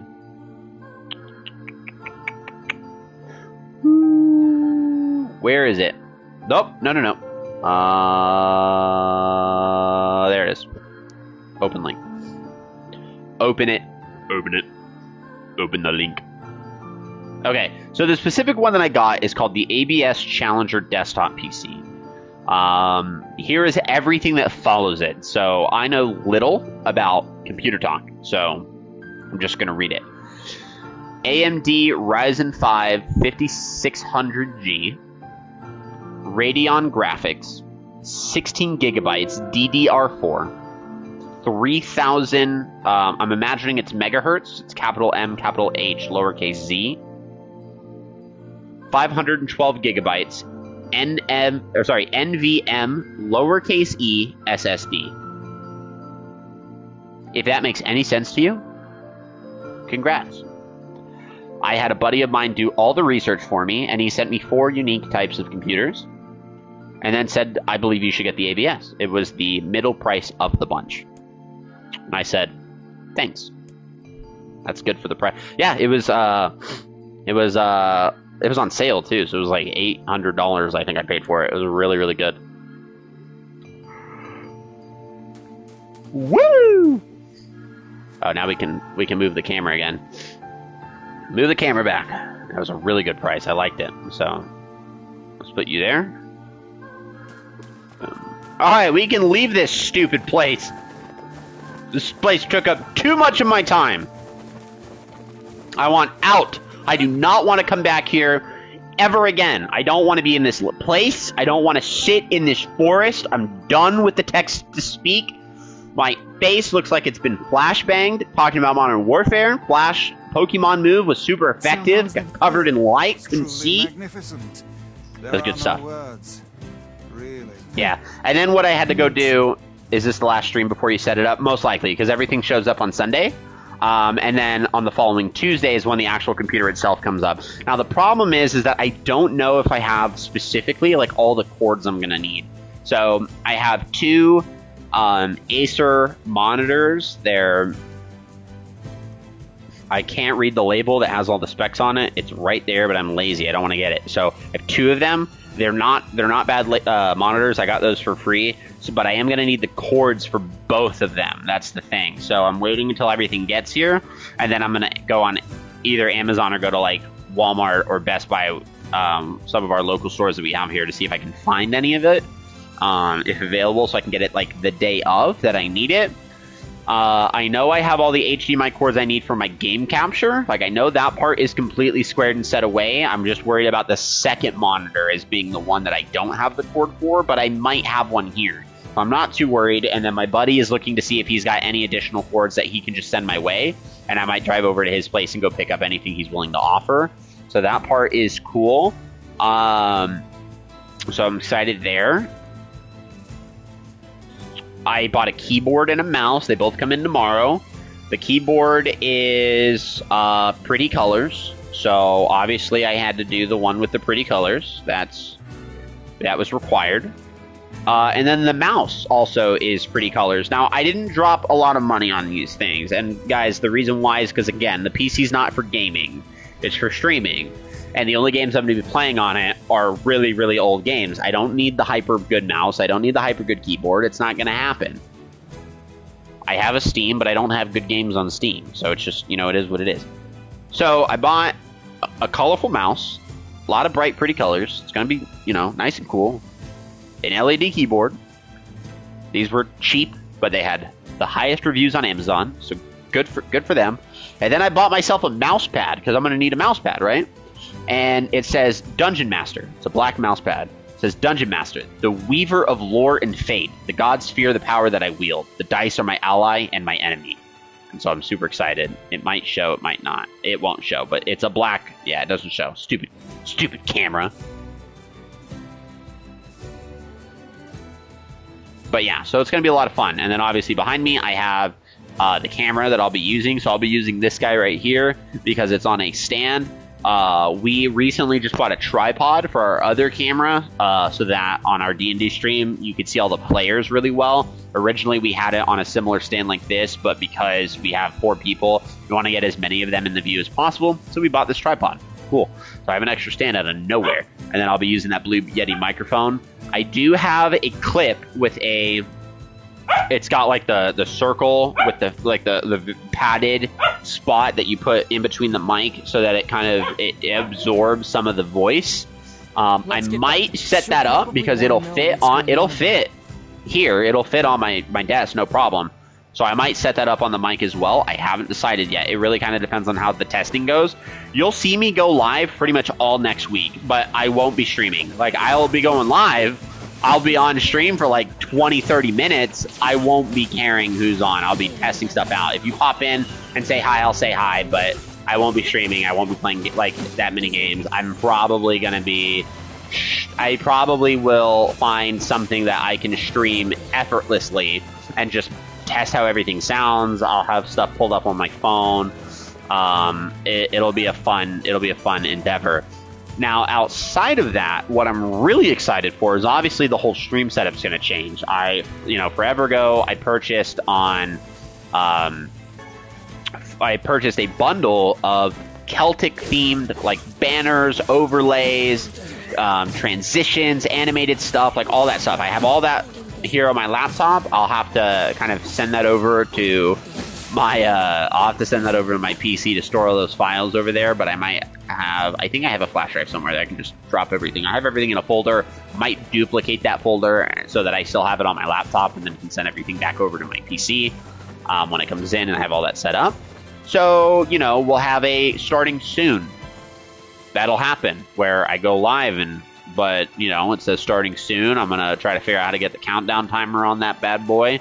And during anything like that, we'll have some music from a good buddy of mine who makes a lot of like EDM-based music. There's a few tracks that I'm really excited to use on stream. Let me actually pull them up real quick to give you guys a little bit of a hint. good stuff. It's good stuff. Let me pull them up. You can find him on Spotify. His name is Ignis. Granted, there's a lot of Ignises on Spotify. It's a very specific Ignis. Go to artists. Where is he? There he is. Boom. So I'm looking at the song Like a Dragon, Supernova, and Click Clack. 3 songs that he's released on his Spotify. That will be kind of primary songs that I use on the stream. He also says he's literally sitting on a mountain of unreleased music. And he said he was willing to send me any of that to use on stream. So we'll see. Fun fact, he is the rigatoni. So if you like the music and I'm playing Warzone with my buddy the rigatoni, that's the guy that made it.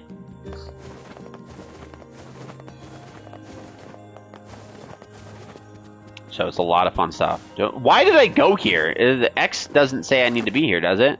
Oh, it does. Oh, it says I have to talk to... Yeah, wait. I have to talk to Popola, but I was so confused as to why I was doing this wrong. I was like, what the heck am I doing here? I'm doing the right thing. I'm just being stupid. Don't listen to me. The death dream certainly is a strange illness. Yeah, it was something all right. Even I, with my natural love for words, have no desire to visit that place. You guys did well. You've been making a lot of long trips lately. Are you sure you're not pushing yourself Yes, too hard? I'm pushing myself too hard. Fast travel. Por favor. I can't just sit around all day while Yona's sick, after all. Fast travel. You say so. So, anything I can do for you? God damn it. Well, I suppose there is one thing I could use a hand with. A lot of fast Have travel. you heard about our plans to repair the canal? No, but can I hear about your plans to give me a fast travel, Work please? probably won't happen for a while. But once it's done, we can use the canal for trade and travel and... Is all that the kinds of fast travel? stuff. Unfortunately, however... I think that's a fast we're travel a because bit there's a behind boat. schedule at the moment. So there's a dock with a boat in the northern plains, and there's a dock in Seafront. I wonder if that's like a fast travel system. Really appreciate it. No problem. What do you need? Great. So, the man I originally asked to help on this project hasn't shown up for work in a few days. I'm starting to get a little worried. I'll mark the location of... He always carries a red bag over his shoulder, so he should be easy enough to find. Cool. Cool. Boop. To the seafront.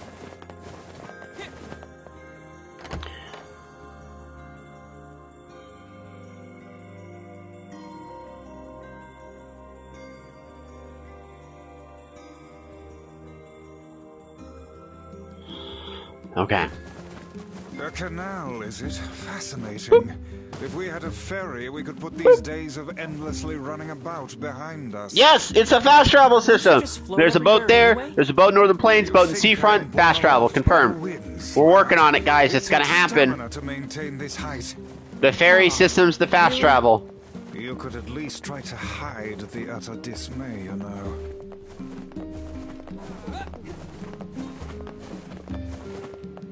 New weapons? Well, No. thanks for... No new weapons. None. 0. Goose egg of new weapons. Fun. Fun, fun, fun.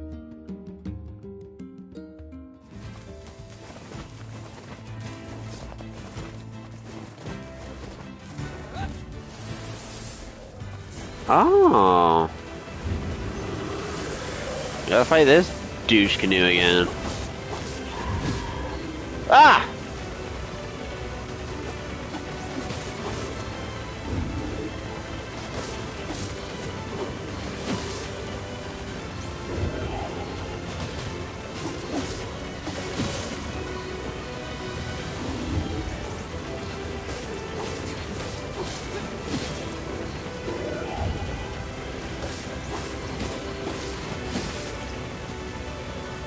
We're getting them.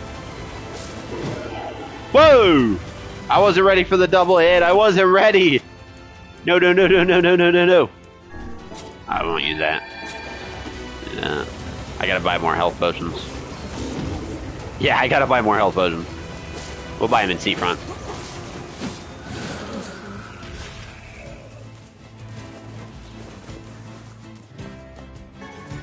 Ivy. Ivy. Not bad, not bad.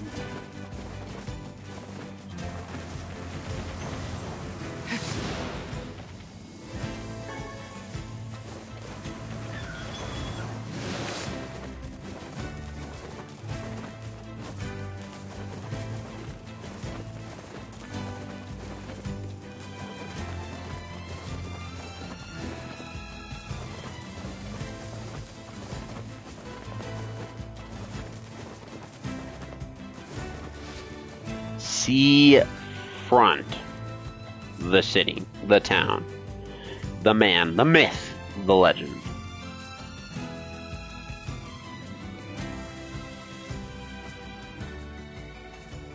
The man. The myth. The legend. Just got a text message. Who by? I want to meet. Any bit dinner tomorrow?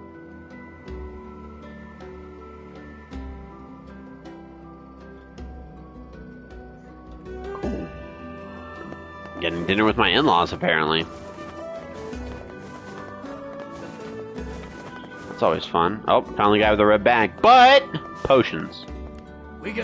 Potions are important. Let's Cap out here. Let's Cap.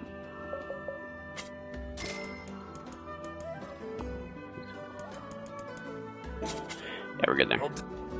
Yeah, we're good there. What's up, Bagman? Hey, He's got a sword. The guy who's supposed to help repair the canal? Popola sent me to... Oh god, it's over. My life is over. Red Bagman.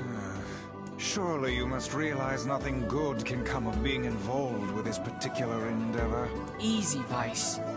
Hey, so, are you alright? What happened? It's my wife. She left home a week ago and hasn't come back. I'm so That's not good. worried I can't even focus on my work. Oh, my sweet dumpling, where are you? Yeah, I don't know if I would get like that if my wife went That's missing. terrible. It'd be it's a Would you little, like us to help you look for him? it's a little. I'd be tearing up hell if my wife went missing. I don't know if I'd be Do like, that for me? my sweet dumpling. Oh no! Sure. Like, don't get mopey. Like, go But- find her. Well, she always used to enjoy drinking at the tavern with her friends. Red flag. Right, then I guess we'll start with them. Listen, red flag. This means the world to me. Oh, and by the way, I've met some odd couples in my day, but none who felt the... you need to get with the times. Plus, these bags are special. We bought them for our anniversary. Simp. But now my sweet dumpling is gone. Simp. We found the simp. And it's Simp all alert. my fault. Up here. Okay, just stay calm. We'll go look for her, alright? You sit tight. I'm willing to bet that man knows more about his wife absconding than he's letting on. Absconding's a good word. Any more fishing quests? No? Smart man. Oh, that felt good. Hey, we found her! We found her! Looking for a woman. Are you now? She hasn't been home and her husband's worried. Dude, the bag's Do you know on anything her. About... Trouble impaired? Anyway, the short answer is no.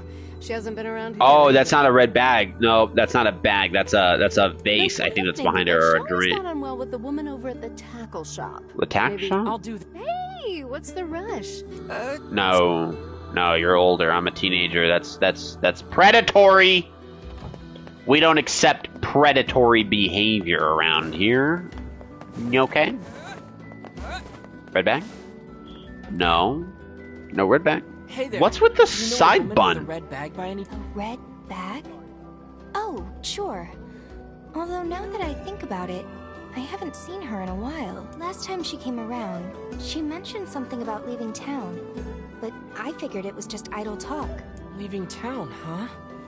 Alright, If she has truly left this charming hamlet, finding her may prove most difficult indeed. Side I bun just power. hope she hasn't been 100%. attacked Yeah. by shades or anything. Oh, we gotta go find her now. Ooh. We must find her. Ooh. Let's see what we got here. Okay. Where could she possibly be? Where are we going? We need to go search for her in the southern plain. So she should be here. Right, is that what we're thinking? I wonder if it's going to tell me to go to the manor, because maybe the manor gate will be open. We didn't search over there. It's not over there. If that manor gate's open... Oh, I hate these stupid spiders, dude. These spiders be creepy. These spiders be creepy.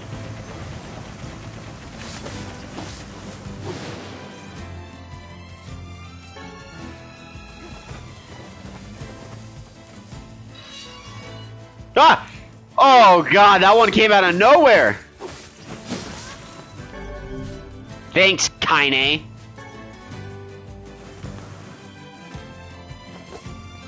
I don't like how many are here.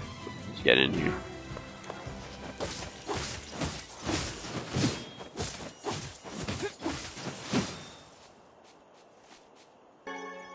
I wonder if she'll be in here. Why did all the color leave? Did you guys see that? The world's pretty much almost completely devoid of color here. Yo, that's a little sus. Kill with all the fire, right? Okay, so I can't go in there. So I can't go in the mansion yet. So that's not. So it's obviously not where I have to go. But I'm just saying, it's a little suspicious that there's a little bit of there's spider blood on the floor, but completely devoid of color. And the minute I cross the threshold, suddenly the world gets vibrant. There is something about that manor that is dark, and there's malevolent forces at work. That is not good. We found a spirit. We found a shade. Die. Something about that shade seems rather odd. Watch it be a red bag. Oh, she's dead! It is identical to the... No! No. I fear it likely, lad. Well, this is terrible. However difficult it may... Yeah, dude, she's dead. That was predictable. Sweet Dumpling is sweetly dead.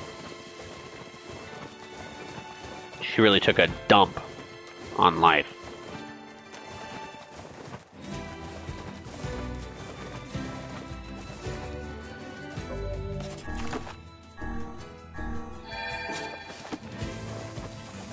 What's up, big boar? What a big boar. Have a snack.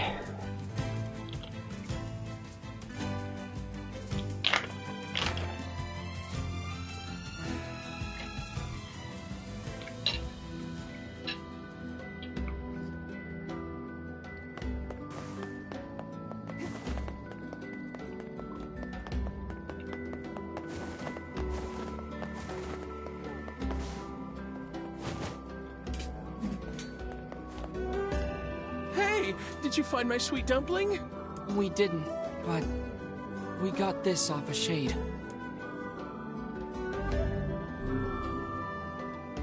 Oh no! So, oh god, how could this happen to her? If I may, my good man, why did your wife leave home in the first place? It's because I think we should give him some time to himself, Vice.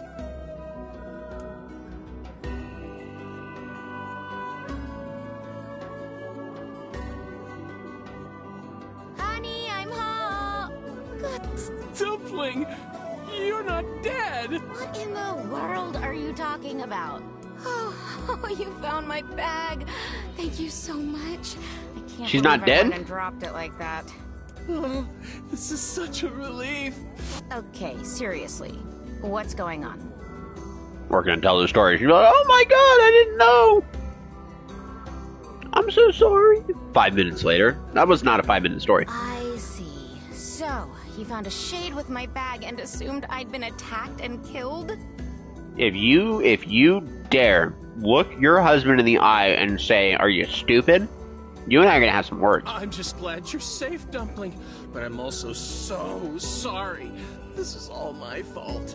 You better be careful, woman. If I didn't eat that apple you were saving. Oh, God, I'm such an idiot. Listen, I promise I'll never eat anything of yours again. You just promise never to run away from home again, okay? Run away? Have you lost your mind? I just went to visit my parents. Okay. Huh? I told you about this. Going to see... Ugh, are you serious right now? Lad, my brilliant intuition suggests Yeah, that's his we should fault. beat a hasty retreat from these two with all That's his fault. speed. That's fair. Oh, hey, I have to go pick up... I can't believe you didn't listen to me. And you ate my apple. Oh, he is in for it. You are the absolute worst. What? Oh, like you're some perfect angel. You didn't even care enough about our anniversary to hang on to your bag. You, kid, I'm right about this, yeah? If anyone's wrong here, it's my... Wait, you're asking me? No, it's not. The husband who ate the apple. Well, you shouldn't have eaten your wife's apple. That's not very nice. Hey, you calm down there, Paladin. But I was hungry, and it was just sitting there. Hey, yo! Look, I'm glad you went looking for my wife and all, but that was low, friend. Low. Run. Uh-oh. Did I cross a line there?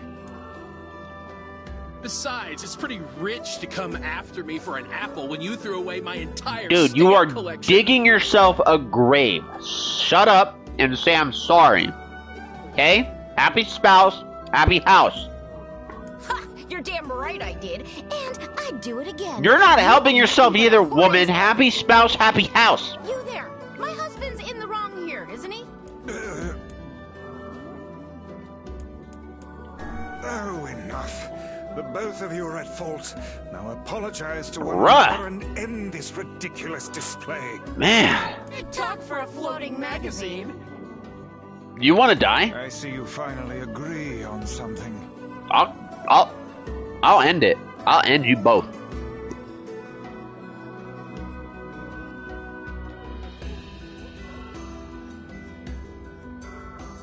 One hour? And we stood there the whole time? Do you not even understand how frustrating this is, you colossal oaf? This is exactly what I hate about you. Fine, What an idiot. hate me. I'll still sleep like a baby knowing I'm not an Yeah. unreasonable hag like you. Did you just call your wife a hag? Listen, that whole line of argument right there. Very particular thing, and this happens amongst relationships. I highly urge you to not do this. She said, right, specifically, she said, this was something that she hates about him. That's not an indication that she hates him. It's an indication that she hates a particular behavior that she has detected as a pattern, a behavioral pattern of her husband that she hates. Doesn't mean she hates him. So what does he do? He thinks with his heart. He thinks emotionally. He's an emotional thinker. So if she hates something about him, fallacy of composition, then she must hate all of him. So then he goes, fine, hate me. She didn't say that. She didn't say she hated you. And so if she hates you, it would make sense that you would go ahead and say something back to someone that hates you. You're not going to be nice to someone that hates you. So then he just called his wife a hag over a misunderstanding of the context of the term of what she was saying. She shouldn't have said that, though. Vice, what do I do? You Tell him to turn shut on up! the heel and walk away as fast. That's it. Instead of belittling me, why don't you get a proper job? Everyone in the neighborhood treats me like dirt, and it's all because of my unemployed slob of a husband. Bro! Actually, I have a job now. Wait, you what? You're kidding. Why didn't you tell me? That's great. Hey. Low key. Listen here. You can tell me if you agree with this or not. Women on average are hypergamous. It's a term that means that they look for men of status. And not necessarily like rich positions, not the elite, not the powerful. They're not looking for those. But of stable status. Because in a partner, if we're talking about biological impulses, it means stability in the context of offspring. If the man has a stable status, then he can provide, right? And so she just poked at that. She said that all the other girls were making fun of her because her husband's a quote-unquote slob, which also indicates that her husband isn't pre-selected because none of the other women want her husband. If you if 6 women look at one man and 5 of the women say that they want that man, there's a strong chance the 6th may, not saying she will, there's a strong chance she may say that she also wants that man because the man's been pre-selected to have the things that the women want, obviously. So she poked at that by saying all the women were making fun of her because the man that she has doesn't have that stable status. The moment he gets a job, she immediately, it was a tonal change. You're kidding me? Why did you tell me? That's great! Oh my god! Well, I sort of wanted it to be a surprise. Not saying that's a personal belief on any matters, but observations. You can make observations. Oh, you big silly Billy. See? Now she's coddling him. Entire change. I'm going to bake you a nice apple pie. Yep. So, now what she's doing is she is providing love and care for her husband because now he can provide. And his status has just elevated. And so her ability to honor that elevates. That is an unhealthy relationship. They have the most unhealthy relationship. We sat here for 1 hour listening to them argue, only for her to be like, oh, you got a job? Awesome. I can't believe it. These NPC married couples. Because they were both at fault. They were both 100% at fault. The man, as a man, was obviously, if what we believe her wife to say to be true, was obviously a slob. Obviously wasn't motivated. Wasn't determined to take care of his wife. In the course of all that madness, that's not good. Why we even came here in the first place. Even if you provide less than what your wife provides, right? Obviously, like in the modern world, it's different because we, two-income households are a traditional thing now, or they're common. They're not what the tradition was, but they're common, and they tend to be the current reality. You could even provide less than what your wife provides, but you're still providing. You're still providing something. Whereas if you're providing nothing, no. Okay, and hop off, buddy. Oh, heck, the canal. We need... The canal! We gotta ask him about the canal. Hey, buddy, I need you to go do your job! I can't thank you enough for all your help. Sure, but listen, Oh, right! That's why you came here in the first place, huh? Well, now that my love life is rolling in clover again, I'd be more than happy to get going on the canal work. Now what? Do we just go to Popola? That's it? Was exhausting. That was emotionally exhausting, yeah. Anyway, let's go give Popola an update. All in all, also rewarding behavior she deemed good with love and affection, reinforcing the classic tropes of women training men. Right. Right. And I mean, positive reinforcement's good in a healthy relationship. Really what it boils down to is, as individuals, your goal, I think a lot of people fail at this goal, is they try to find the right partner. Well, that's a terrible aim. That's a bad goal. Don't find the perfect person. No one's perfect.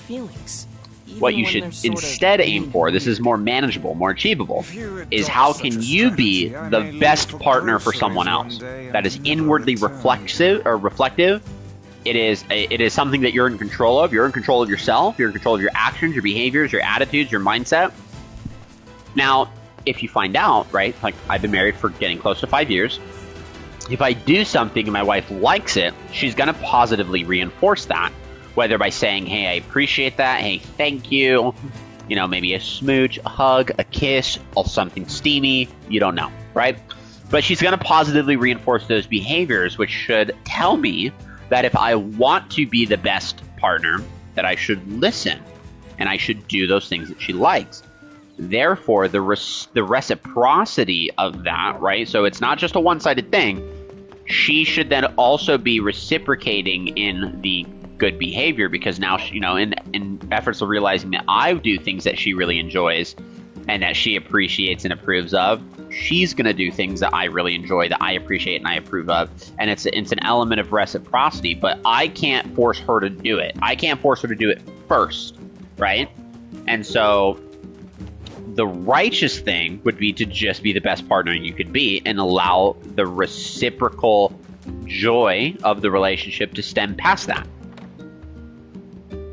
That's also really hard to do because a lot of people are like me. I want to feel loved. I want to feel appreciated. I want to feel satisfied. And you have every right to be. You have every right to want that. But you gotta pick or choose. It sounds like the canal repairman had I would rather a try to problem be on the his best hands. partner I'm glad everything because turned out that's a all better right. goal, and it's going to produce the things that I want. It's just a little bit at the start. It's a little bit emotionally rough because you're not receiving at first. You might not. It takes time. That's why relationships require Thank work. you so much for your help. So, gotta show the love and trust the process. Yeah, like you gotta show the love. You're right, 100%. You have to trust the process. Men and women have been in relationships for thousands, hundreds, well, maybe hundreds of thousands. It depends on how long you think human civilization has existed. But definitely thousands of years, right? We at the very least, will talk about the context of the 2022 years that men and women have been seeking relationships with each other. Don't mention it. And I'm across looking forward to seeing how the canal multiple turns out. different civilizations, multiple different cultures, multiple different, centuries of growth, multiple If you generations. need anything else from us, just say the word. It requires, there requires love from both parties. Obviously, there's some pretty bad cultures out there. I'm not using them as my example. They're the exception. They're not the rule. But I believe that a good country, a good civilization, a good group of people begin with the family. Who's the head of the family? Man and wife. Or, obviously in today's age, husband, wife and wife, But the parents, the build-up of the family, that's the heart of the family. Produces kids, right? But also, if you think about it, you have multiple married couples. Obviously, if you live in a neighborhood, you're going to have multiple married couples around you, for the most part, or people that live alone. But families help build communities. And that's men and women. Men and women who love each other. And love, when you have a really good loving relationship, it kind of flows outwards. Like, you do stuff for other people because you're doing stuff for obviously you're doing stuff for each other, but you might go do stuff for other people. You might do stuff for your friends. And that's how you build community. And yeah, that's a long process, but you gotta love and you gotta trust it. It takes time. But then when you're 50 or when you're 60 and you're old and you have kids or grandkids by that point, you have a legacy that you've built. I guess so. And that's something to look forward to. But that's delayed gratification, because if you work today to have the legacy that you want when you're on your deathbed, it's going to be a lot less about you and a lot more about other people. I listened to absolutely zero of what Popola said. I'm just going to be completely 100% honest. I didn't pay attention to a single word. I was too busy talking. No clue. I hope she said good things.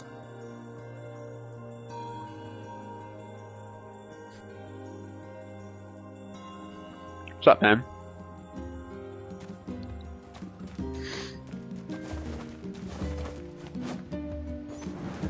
Now what? We go back home?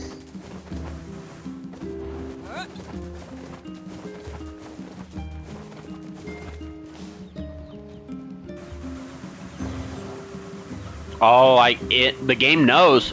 The game won't let me aim it. Right? So watch this. Watch. See that? See that? Now watch this.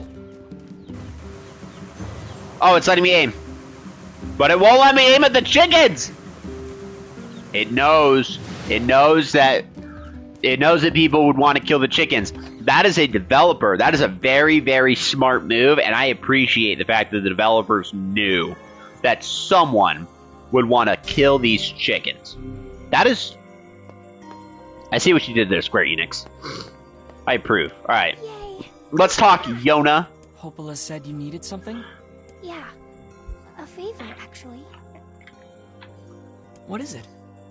Um, I can't help if you don't tell me, sis. okay, I'm gonna say it. Ready? No. I'm ready, Yona. I need you to help my friend. You have friends? Your friend? You live alone! Yep, I have a friend. And we've been writing each other letters. Red flag. Red flag. Seriously? Red flag. How delightful. Not delightful. How old is this So guy? who is this friend? Well, See? How old's this guy? He. It's a guy? Yeah, it's a guy. and he's sick and in a whole lot of trouble. And I know that you and Vicey are the only ones who can help him. I see. Tell me about this He lives in this really big house down south. And he's super Mansion. nice, and he's my The guy friend. that is completely devoid of color? No! Chicken's been targets in video games for decades. Fact. So you have to help him. Please? Yona, listen.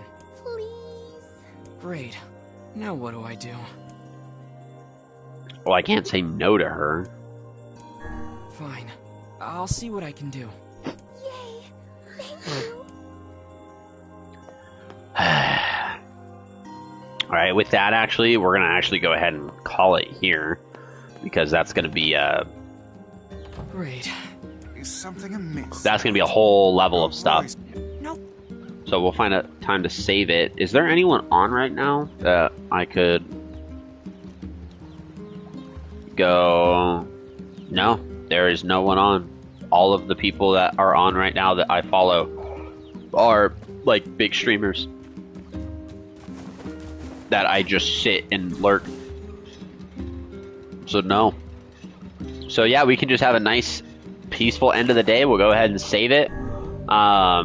Real quick, what I actually want to test real quick before we end it is there's actually a thing that you can do. You're right, Warpig is on. I don't hang out in Warpig's stream too much though, so I don't know like how it would be if like I could. And he's playing The Witcher, so that wouldn't be bad.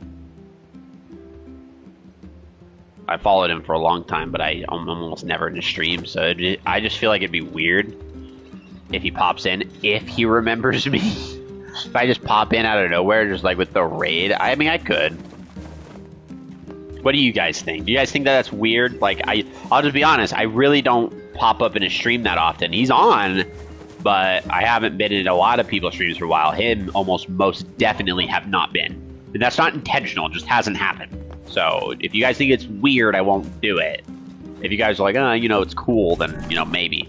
There's one thing that I want to show you guys. There's an outfit system in here. So we're actually going to return to the title screen because we've already saved it. Send it? Okay, we'll do it. But I'm going to show you guys this first. So we're going to return to the title screen because in the title screen, this is where you're able to change the outfits of the characters. So we're going to go to options, and then we're going to go ahead and go to wardrobe, and then we can go ahead and change the outfit. So for the boy version of Paladin, we have the Yorha Type S. For the adult version, we also have the same outfit. And then for Kaine, we have two different types of Yorha. So we're going to go ahead with Yorha Type B, and we're going to apply changes. And then we're going to go ahead and see what that does to the characters in the game. Right? And then we'll go ahead. I'll change it back before I stream this next, but we're going to see. I haven't put these on. So we're going to go ahead and check. We'll have to go to one of the planes so that we can see Kaine. Or she should be by one of the gates, I believe, because she doesn't go to the villages. She doesn't hang out. She doesn't follow me everywhere. She just follows me in dungeons and stuff.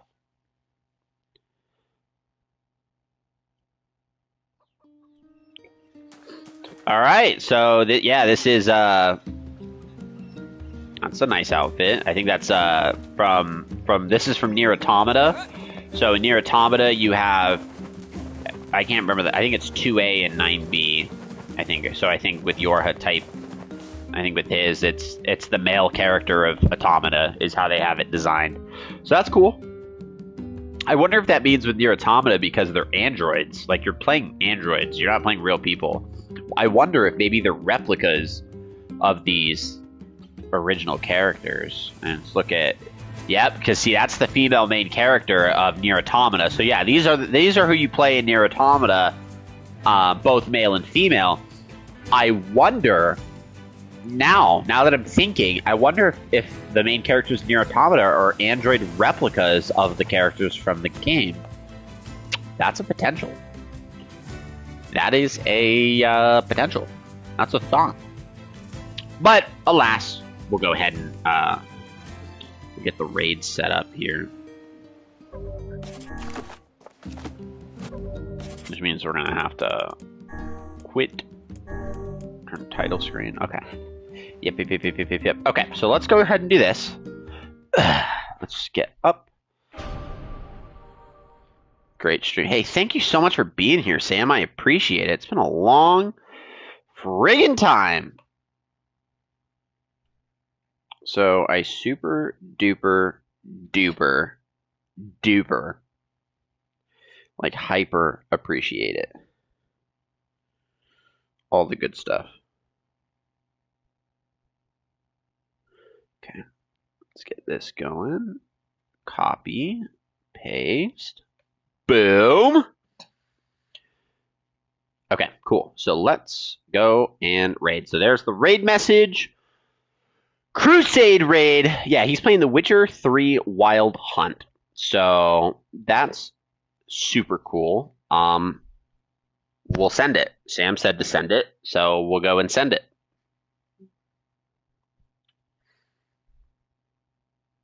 Thank you guys for a fun day. It's been awesome. I'll see you guys in like 2 weeks. So let's do it. Let's go have some fun and close out the rest of the day. I'll see you guys over.